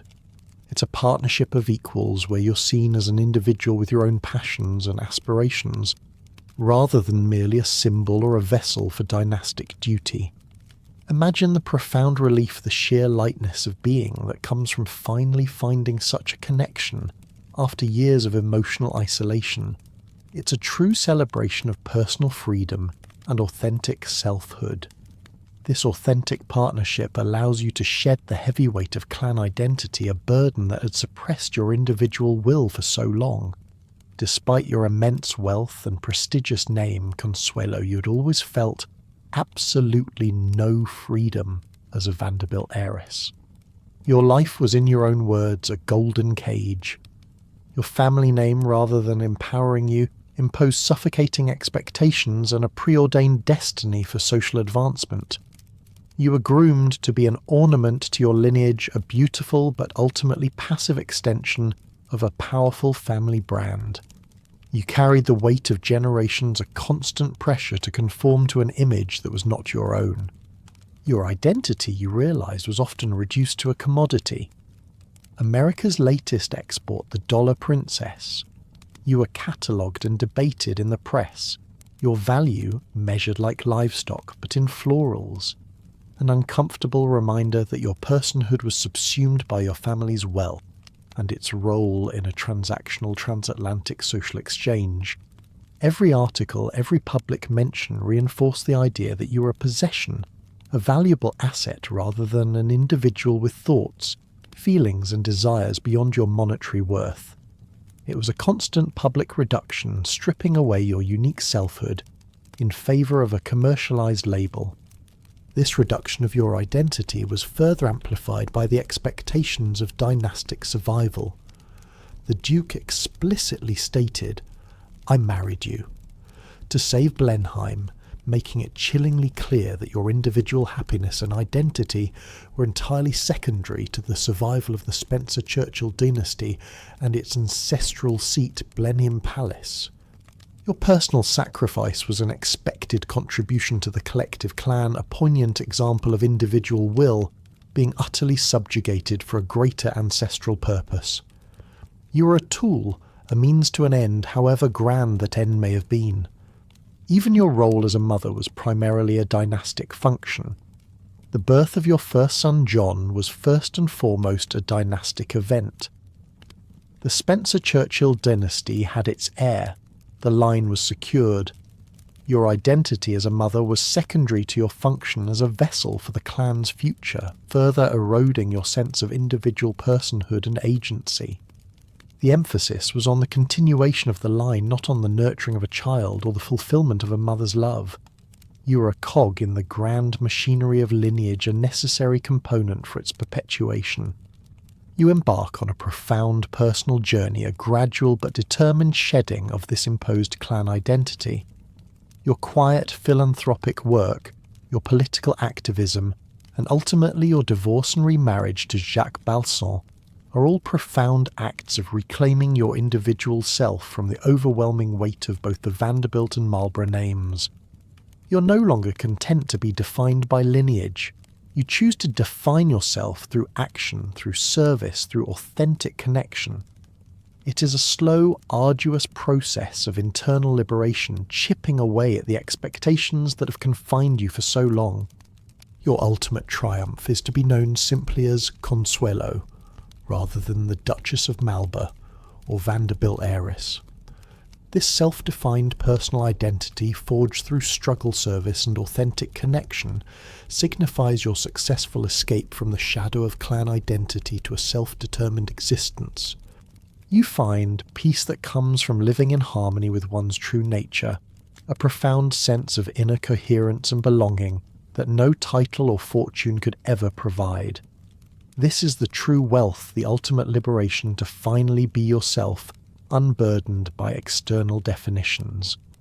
This personal reclamation, however, was not achieved without navigating a world defined by stark power dynamics, rigid social control, and the constant threat of consequences for any deviation from the prescribed path. You will soon explore this journey from gilded misery to hard-won freedom, a testament to your ability to dissent and eventually take control. You embark now on a journey through the stark landscape of power and control that shaped Consuelo's life, a testament to her navigating a world defined by rigid social hierarchies and the constant threat of consequences. Imagine being born into a system where your very existence is dictated by the will of others, where every decision, every desire, every breath you take feels scrutinized and managed. Your journey from gilded misery to hard-won freedom is not merely personal. It is a profound response to deeply entrenched systems of governance, conflict, and dissent.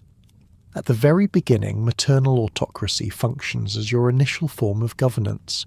Your mother, Alva Vanderbilt, exercises almost absolute power over your early life. Her words ring with chilling clarity. "I don't ask you to think. I do the thinking. You do as you're told."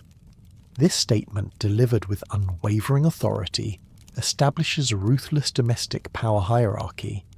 In this world, a parent's will is paramount, particularly for aristocratic daughters destined for strategic marriages.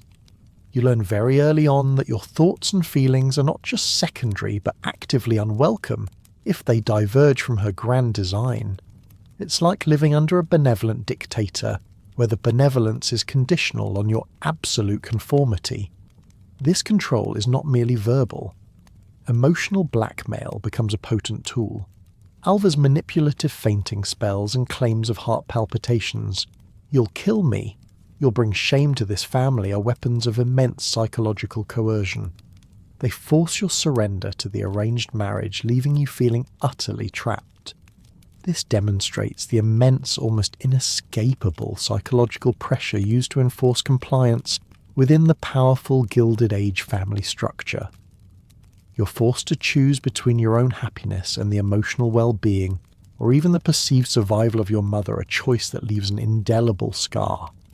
Beyond the domestic sphere, societal conformity functions as an enforced unwritten law. The unyielding rules of aristocratic society, though uncodified, operate with the force of absolute decree. Your imagined rebellion, your secret engagement to Winthrop Rutherford, is swiftly and brutally crushed by synchronized social mechanisms. Letters stop arriving, friends stop calling, doors close.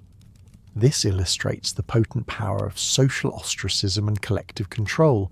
You're instantly cut off, made an outcast simply for daring to step outside the prescribed path. It's a chilling reminder that the entire social structure is designed to enforce conformity, to punish deviation, and to ensure that individual will remain subjugated to the collective good of the elite. Even the Duke of Marlborough's power, while titular and immense, is not absolute. His authority is bound by the burden of his crumbling ancestral seat.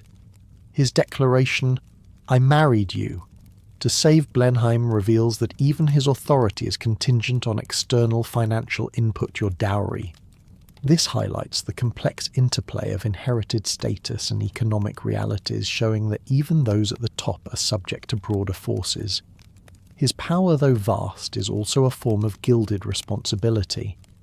This structure cascades down from Alva to you, and then from the Duke to you, demanding unquestioning obedience. Your early adult life becomes one of routine and performance, emphasizing the pervasive nature of hierarchical control and the suppression of individual will. You're a pawn in a much larger game, your moves dictated by forces beyond your control, existing in a state of quiet resignation.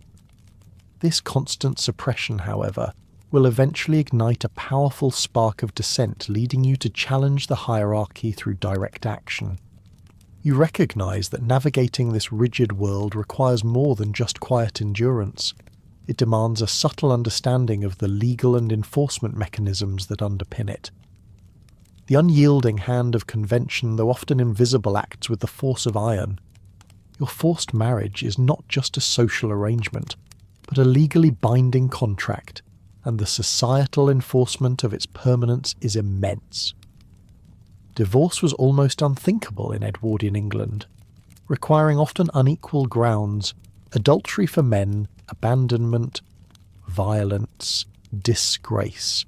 For women, severely limiting legal recourse for women trapped in unhappy unions. You understand that once the vows are exchanged, the legal and social framework locks you into place. It's a life sentence legally sanctioned with few avenues for escape. This absence of easy legal recourse amplifies the pressure to conform to make the best of a bad situation. Within this marriage, you quickly learn there is a profound suppression of personal rights. Consuelo has virtually no individual rights. Your personal choices are dictated, your letters intercepted, and your romantic life erased by your mother's intervention. This absence of personal agency is a de facto legal reality, strongly backed by both social and familial authority, ensuring your compliance.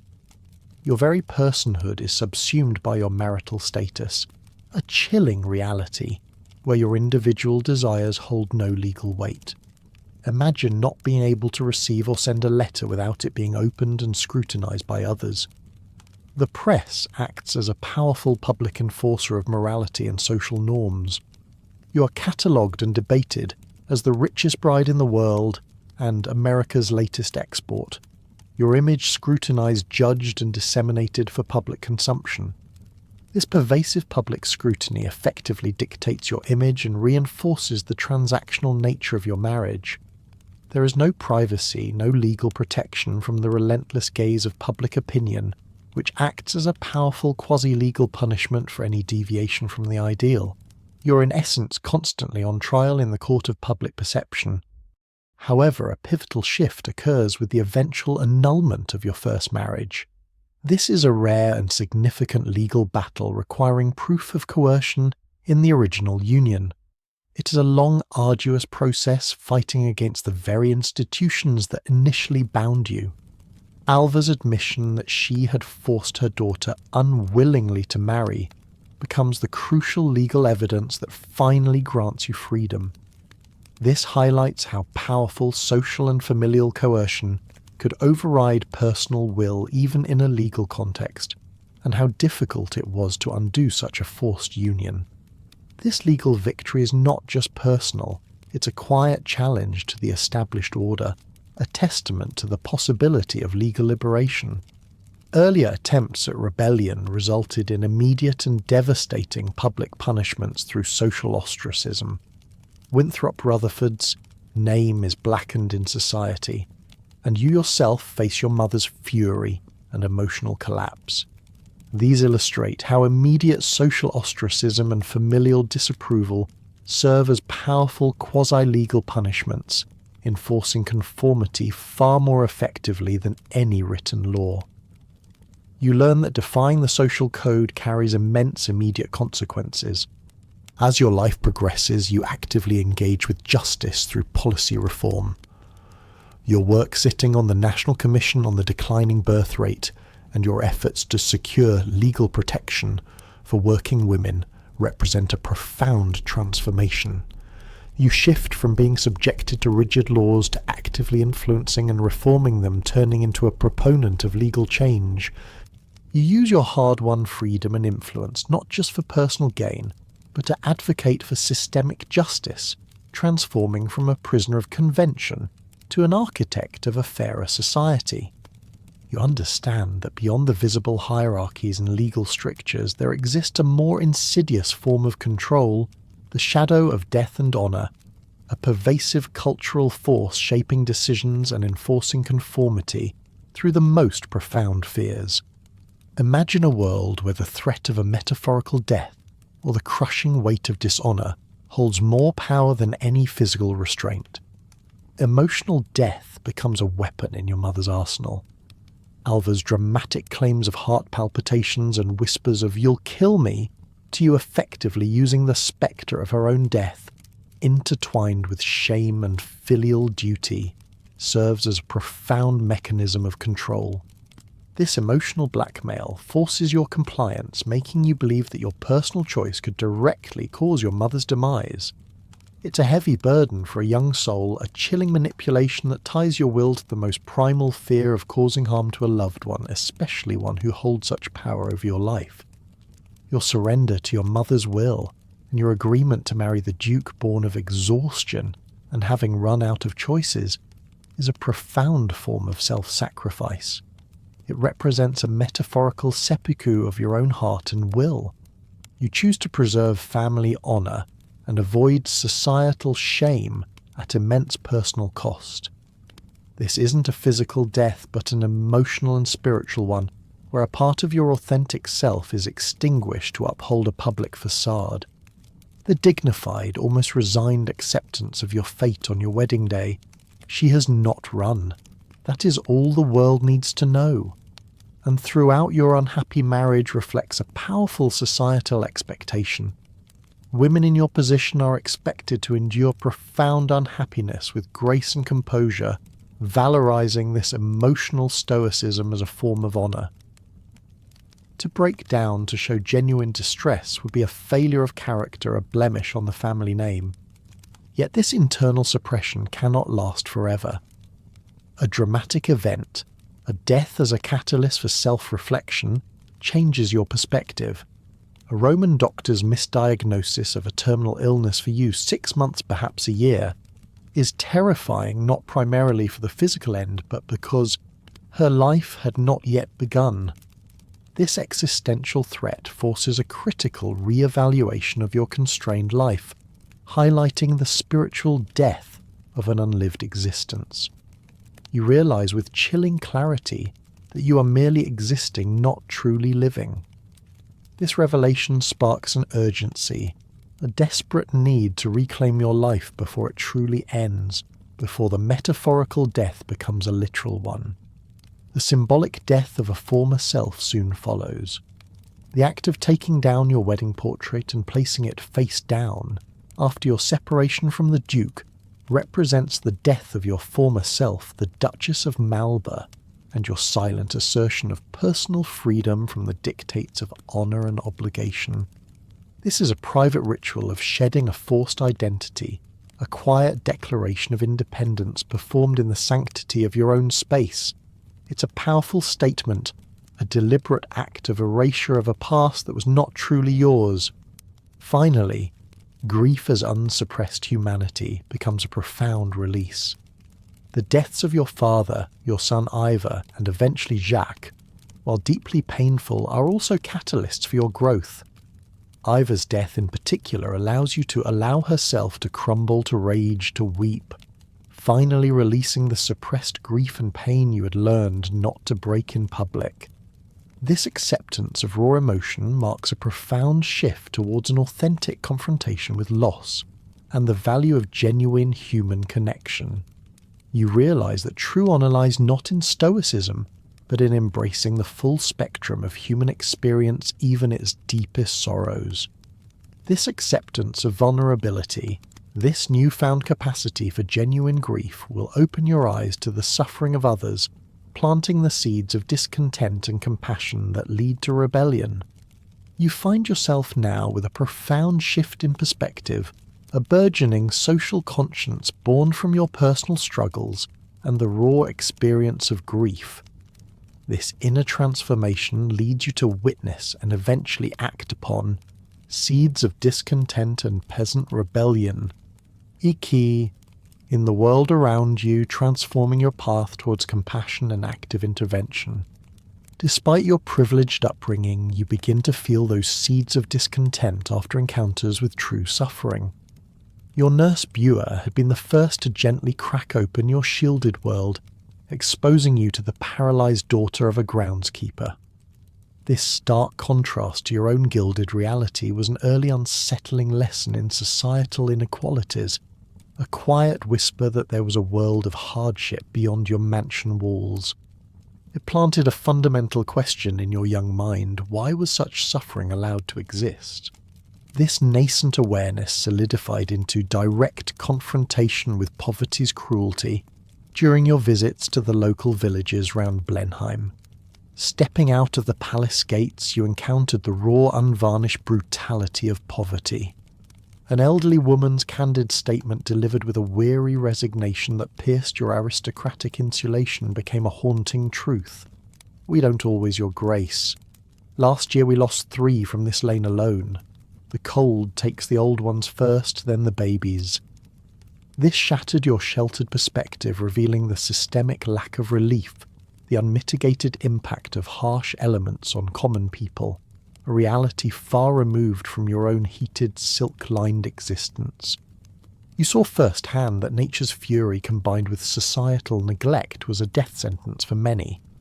This profound emotional experience led to your first significant micro-rebellion through aid. Your spontaneous decision to order coal deliveries to every cottage within walking distance of Blenheim, without seeking the Duke's permission, was a quiet but powerful iki, a term for a peasant uprising, though yours was an uprising of compassion. It was an act of direct compassionate defiance against the prevailing aristocratic detachment and indifference to common suffering. You didn't wait for protocol or permission. You simply acted on an urgent, undeniable sense of human need. This singular act, a small ripple, marked your transition from passive observer to active intervener. Your involvement deepens, leading you to become the working duchess and the unseen poor. Your work with the Ensley Street Refuge for Wives of First Offenders and Unwed Mothers, and your dedication to the National Commission on the Declining Birth Rate positioned you in direct opposition to societal norms that preferred to keep such suffering invisible. This activism was a profound form of rebellion against social neglect, forcing society to confront the uncomfortable realities it preferred to sweep under the rug. You became a voice for those deliberately kept silent, bringing their hidden struggles into the light. This activism escalated into exposing systemic exploitation. You organised a conference designed not to comfort but to expose the abysmal working conditions of women, for instance shirt makers, earning 9 pints for a dozen shirts, a pittance that barely allowed them to survive. This was a powerful public act of dissent, a direct challenge to industrial exploitation that echoed the spirit of non-violent uprisings for social justice. You used truth and visibility to confront power, giving voice to the exploited and demanding accountability from those who benefited from their suffering. Finally, during World War II, your and Jacques Balson's decision to open your doors to refugees, writers, artists, musicians, scientists, Jews, socialists, homosexuals, and actively help Sophie and her children escape Nazi-occupied France, was a profound act of iki against a tyrannical regime. You directly challenged its inhumane policies, offering sanctuary, where the state offered none, a powerful act of resistance born of your deep-seated compassion. This journey from a gilded girl silently witnessing suffering to a courageous woman actively challenging injustice transformed you from a prisoner of circumstance to a self-mastered agent of change, a ronin forging her own path. You've witnessed the profound impact of Consuelo's journey from the quiet seeds of discontent to her active rebellion against social injustices. Now you stand at the culmination of this transformation, understanding her evolution from a discarded self to a self-mastered agent, a path that echoes the ancient concept of the Ronin. Imagine for much of your early life existing as a metaphorical Ronin, a masterless warrior. Not masterless by choice, but because your own will and desires were discarded. You possessed immense wealth and status, yes, but you lacked true agency. You were a soul without a purpose or master of your own choosing, entirely dictated by your mother's ambition and societal expectations. Your wealth provided the trappings of power but denied you its essence. You were in a profound sense an unmoored spirit adrift in a sea of luxury, belonging to everyone and no one but yourself. Despite your material riches, your internal state was one of profound poverty and isolation. You felt unacknowledged in private, your true self disappearing behind your flawless public performance. This created an internalized social ostracism, a deep loneliness that mirrored the exclusion faced by a true Ronin. You were a deserted child within your gilded cage, yearning for connection, for recognition, for a sense of belonging that money and titles simply could not buy. This internal impoverishment, this spiritual hunger, became a constant gnawing presence beneath the surface of your opulent life. There were moments of desperate yearning for freedom, a Ronin-like desire to break free from a predetermined fate. You fleetingly contemplated running away on your wedding day, wondering what would happen if she simply disappeared, escaped. This fantasy, however brief, symbolized a desperate longing to abandon all you knew, to become utterly masterless, if only to claim your own life. It was a moment of raw, unvarnished yearning for autonomy, a glimpse into the depth of your personal desperation. Your profound unhappiness and internal conflict were not merely personal failings, they represented a systemic problem within your own life. This deep instability, this constant battle between your true self and your imposed role, ultimately propelled you toward radical change. Your decision to divorce, an almost unthinkable act for a duchess in that era, was your ultimate break from the confining masters of your past, your mother's will, the Duke's dynastic demands, and society's rigid expectations. It was a courageous, self-liberating act, a conscious choice to cut the ties that bound you to an unlived existence. From this pivotal moment you embark on forging a new path, transforming from an object to agent, from possession to person. This journey involved creating your own mastery, through philanthropy, social work, and an authentic second marriage. You consciously chose to become the author of your own life, establishing new institutions, advocating for others, and dedicating yourself to causes that resonated with your deepest values. You built a life not dictated by inheritance, but by intentional purpose. Ultimately, Consuelo, you became a self-mastered Ronin, who chose her own purpose and forged a new identity, independent of her former masters. Your later life, where you were free to choose and dedicated to meaningful work, represented the triumph of self-determination over imposed destiny. You proved that true wealth lay not in titles or fortunes, but in reclaiming one's authentic self, finding peace that comes from living in harmony with one's true nature. Your journey from the gilded cage to this profound personal freedom is a powerful testament to the resilience of the human spirit and the enduring quest for a life truly lived. You now shift your perspective to the very fabric of society and its overarching structures, examining them as the immutable backdrop to Consuelo's life, the very gilded cage she eventually escaped. This is the foundational realities and overarching structure that shapes every individual's existence regardless of their position within it. At the pinnacle of this world stood families like the Vanderbilts, representing the pinnacle of American wealth. Their immense railroad fortune established a powerful, almost untouchable social standing. This wealth, however, didn't automatically confer freedom. Instead, it brought strict expectations regarding its preservation and augmentation through strategic marriages. You were born into this rarefied air where the very name Vanderbilt commanded instant recognition and a certain kind of awe. This created a profound sense of destiny, a preordained life laid out for you. The late 19th century witnessed a phenomenon known as transatlantic social commerce, the dollar princess. Daughters of American industrial magnates like yourself became valuable commodities whose vast dowries were exchanged for ancient European titles and crumbling noble estates.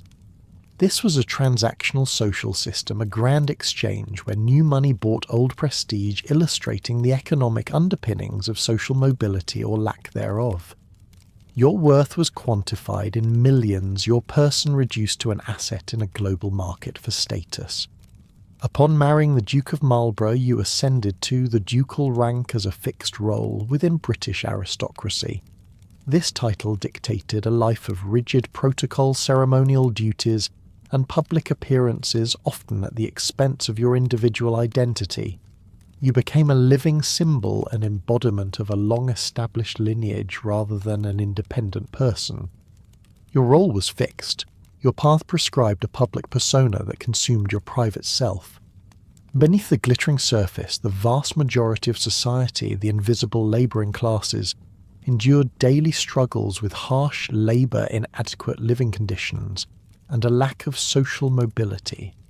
Their lives formed the economic and social foundation upon which the aristocracy's wealth was built, a stark and often uncomfortable contrast to your insulated existence. You understood that your gilded cage, however confining, was built upon the unvarnished realities of millions of others. For you, your birth into the Vanderbilt family preordained your fate, fixed destiny by birthright or wealth, a life of immense privilege, but also one dictated by your mother's social ambitions. Your future was a fate waiting at the end of the hallway, demonstrating how even for the super-rich personal agency could be severely limited by inherited social position. The path was set, the choices few. Finally, you observed internal class distinctions even within the aristocracy. American heiresses, despite their wealth, often faced a quiet disdain from established European nobility, who sometimes viewed their American sentimentality as unrefined. This highlighted internal class struggles and the importance of ancient pedigree over new money, even when that new money was critical for the survival of their ancient estates. This intricate web of class and economics defined your world, but the very core economy and resource management provided both currency and constraint.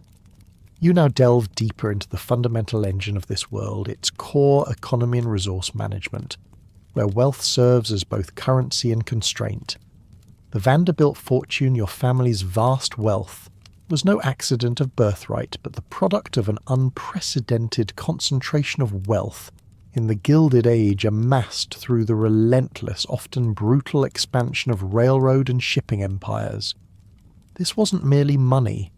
It was an immense financial resource that profoundly shaped your existence, enabling a lifestyle of extreme luxury, yes, but also imposing very specific financial expectations. You were a living symbol of this industrial might, a walking balance sheet whose very presence spoke of unimaginable capital. This wealth, you understand, was the driving force behind your transactional marriage. Your union to the Duke of Marlborough was explicitly an economic exchange, a staggering $10 million dowry, equivalent to $350 million today, directly exchanged for a ducal title. This massive sum, you realise, was a crucial resource strategically deployed to save Blenheim Palace, which groaned under the weight of several centuries of unpaid debt. It illustrates with stark clarity the direct monetary value placed on social status, and the desperate need to preserve aristocratic lineage, even if it meant selling off a daughter. Your personal happiness was merely a line item in a very grand ledger, a price agreed upon by others. Maintaining such an aristocratic lifestyle, particularly at a colossal estate like Blenheim, demanded colossal ongoing expenditure. This was the economy of appearances and maintenance. Your elaborate wardrobe, magnificent jewels like the diamond dog collar so tight it chafed her throat, and the constant expectation to never appear less than magnificent were not merely personal indulgences. They were in fact economic obligations tied directly to your status and the Marlborough family's public image. You were a walk-in investment, a display case for wealth that needed constant upkeep, a subtle yet persistent drain on resources even with your immense dowry. Every silk gown, every meticulously arranged floral display, every formal dinner was an expenditure calculated to uphold an image. However, a profound shift in your relationship with this wealth occurs later in life. Your philanthropic endeavours, a conscious and determined path, represented a strategic resource reallocation. Organising coal deliveries for the poor, establishing hospitals, founding war relief funds, these were deliberate and purposeful deployments of your vast inherited wealth. You transformed from a passive recipient of luxury into an active manager of resources for significant social good. You wielded your fortune as a tool for change, rather than just display finding a deeper meaning in its utility for others. This was a personal economy defined not by accumulation but by compassionate distribution. The impact of global economic crises such as the crash of 1929 and the subsequent Great Depression had far-reaching consequences affecting even the wealthy. Yet you and Jacques, due to your existing financial security and prudent management, were able to weather these storms, continuing your charitable work. This demonstrated the sheer power of deep financial reserves during widespread hardship, providing a stability that few others enjoyed. Wealth, you discovered, could offer a buffer against the most turbulent of times, insulating you from the universal threats faced by many. Ironically, the very wealth that initially constrained you became a pivotal resource in your journey to personal freedom. It enabled you to pursue a costly divorce, establish an independent life in France, and fund your extensive philanthropic work. It illustrates wealth's dual nature, both a gilded cage that trapped you, and eventually the means of your liberation, allowing you to choose your own path and define your own purpose. This complex interplay of wealth and freedom shaped your ability to engage with the natural world and its relentless fury. You now arrive at the final foundational reality, nature's relentless fury and universal threats. For you, Consuelo, growing up in the grand Fifth Avenue mansion, and later Blenheim Palace, the immediate and relentless fury of nature, as well as common diseases, were largely buffered. Layers of immense wealth, privilege, and advance for the time infrastructure created a significant detachment from the universal human struggles against environmental adversity. You were shielded, often unknowingly, from the raw, brutal realities of existence for the vast majority of the population. Imagine living in a world where the elements were largely a matter for aesthetic appreciation, a gentle rain, a picturesque snowfall rather than a direct threat to your survival. Yet your extensive early travels on the yacht Valiant to places like Egypt, Athens and India, while luxurious, offered glimpses of disparate conditions and drastically different environmental realities. You witnessed vast rivers, searing deserts, and the stark poverty and ceremony of foreign lands. These experiences, though curated and viewed from the safe distance of privilege, began to broaden your awareness of global challenges and human vulnerability. The sheer scale of the Nile, the intense heat of the desert, the teeming masses of unfamiliar cities, these images seeped into your consciousness, hinting at a world far larger and more challenging than your own insulated one.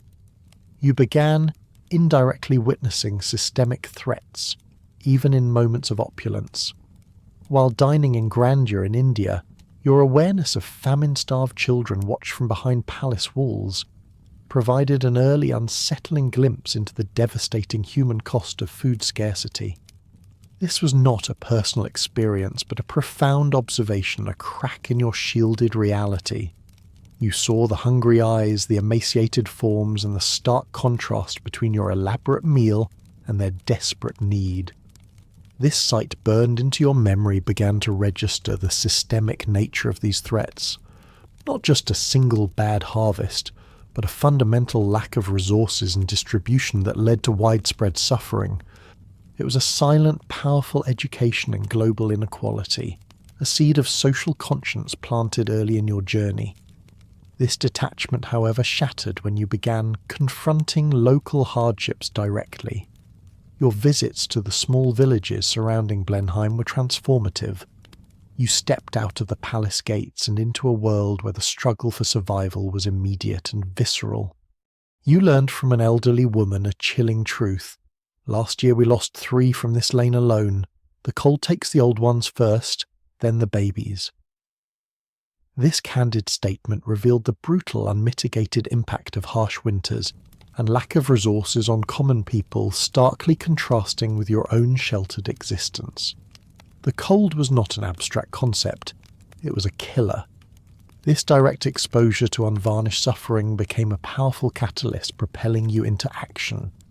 This visceral understanding propelled you into addressing public health crises, particularly through your involvement with the National Commission on the Declining Birth Rate and your lectures on infant mortality. You directly confronted systemic public health threats. You named issues like venereal disease malnutrition shame and disease running rampant, actively working to mitigate these universal vulnerabilities. You used your platform not to avoid these grim realities, but to expose them, to shed light on suffering that polite society preferred to ignore. You sought to apply your resources and intellect to tangible solutions for widespread human suffering. Finally, wartime as a universal threat, both World War I and World War II though, man-made, unleashed profound environmental and societal fury. Your extensive work establishing hospitals, organising war relief and sheltering refugees was a direct, active response to the widespread human suffering, injury and displacement caused by these global conflicts. For you, universal threats, once distant echoes, became immediate and deeply personal. From the quiet anxieties of a gilded girl to the active force for change, your journey reveals a life lived at the intersection of immense privilege and profound purpose. As the world outside quiets, perhaps you can now allow yourself to drift into a deep and peaceful sleep, knowing the profound echoes of her past will gently guide your dreams. And now, as the last echoes of Consuelo Vanderbilt's extraordinary journey fade into the soft hum of the night, you can gently let your own mind drift. Imagine the vast, opulent halls of Blenheim, slowly dissolving into the comfort of your own peaceful space. The glittering jewels, the heavy silks, the rigid postures, they soften, becoming mere whispers of a bygone era. You're no longer navigating the intricate social dances of the Gilded Age, nor feeling the quiet ache of a steel rod against your spine. Instead, you are here now in the gentle embrace of your own present moment. The paradox of her gilded cage of immense wealth coupled with profound constraint offers a quiet reflection on what truly constitutes freedom. Perhaps in her story you find a comforting reminder of your own hard-won liberties, the simple joys of personal choice, of speaking your mind, of finding genuine connection without the weight of dynastic duty. Let the image of her finding peace in gardening and making her own tea and being known simply as Consuelo settle softly in your thoughts. It's a testament to the enduring human spirit, to the quiet power of seeking authenticity, even amidst the most dazzling of confines. Feel the tension leave your shoulders, your breath deepening, slowing. The long, intricate narrative of her life, with its challenges and its triumphs, now serves its ultimate purpose to gently guide you towards a restorative sleep. Allow the sounds of the night to become a lullaby, the darkness a comforting blanket. Rest now, knowing that history's whispers have brought you to this peaceful harbour. Release any lingering thoughts, any small worries, and simply be in this quiet moment.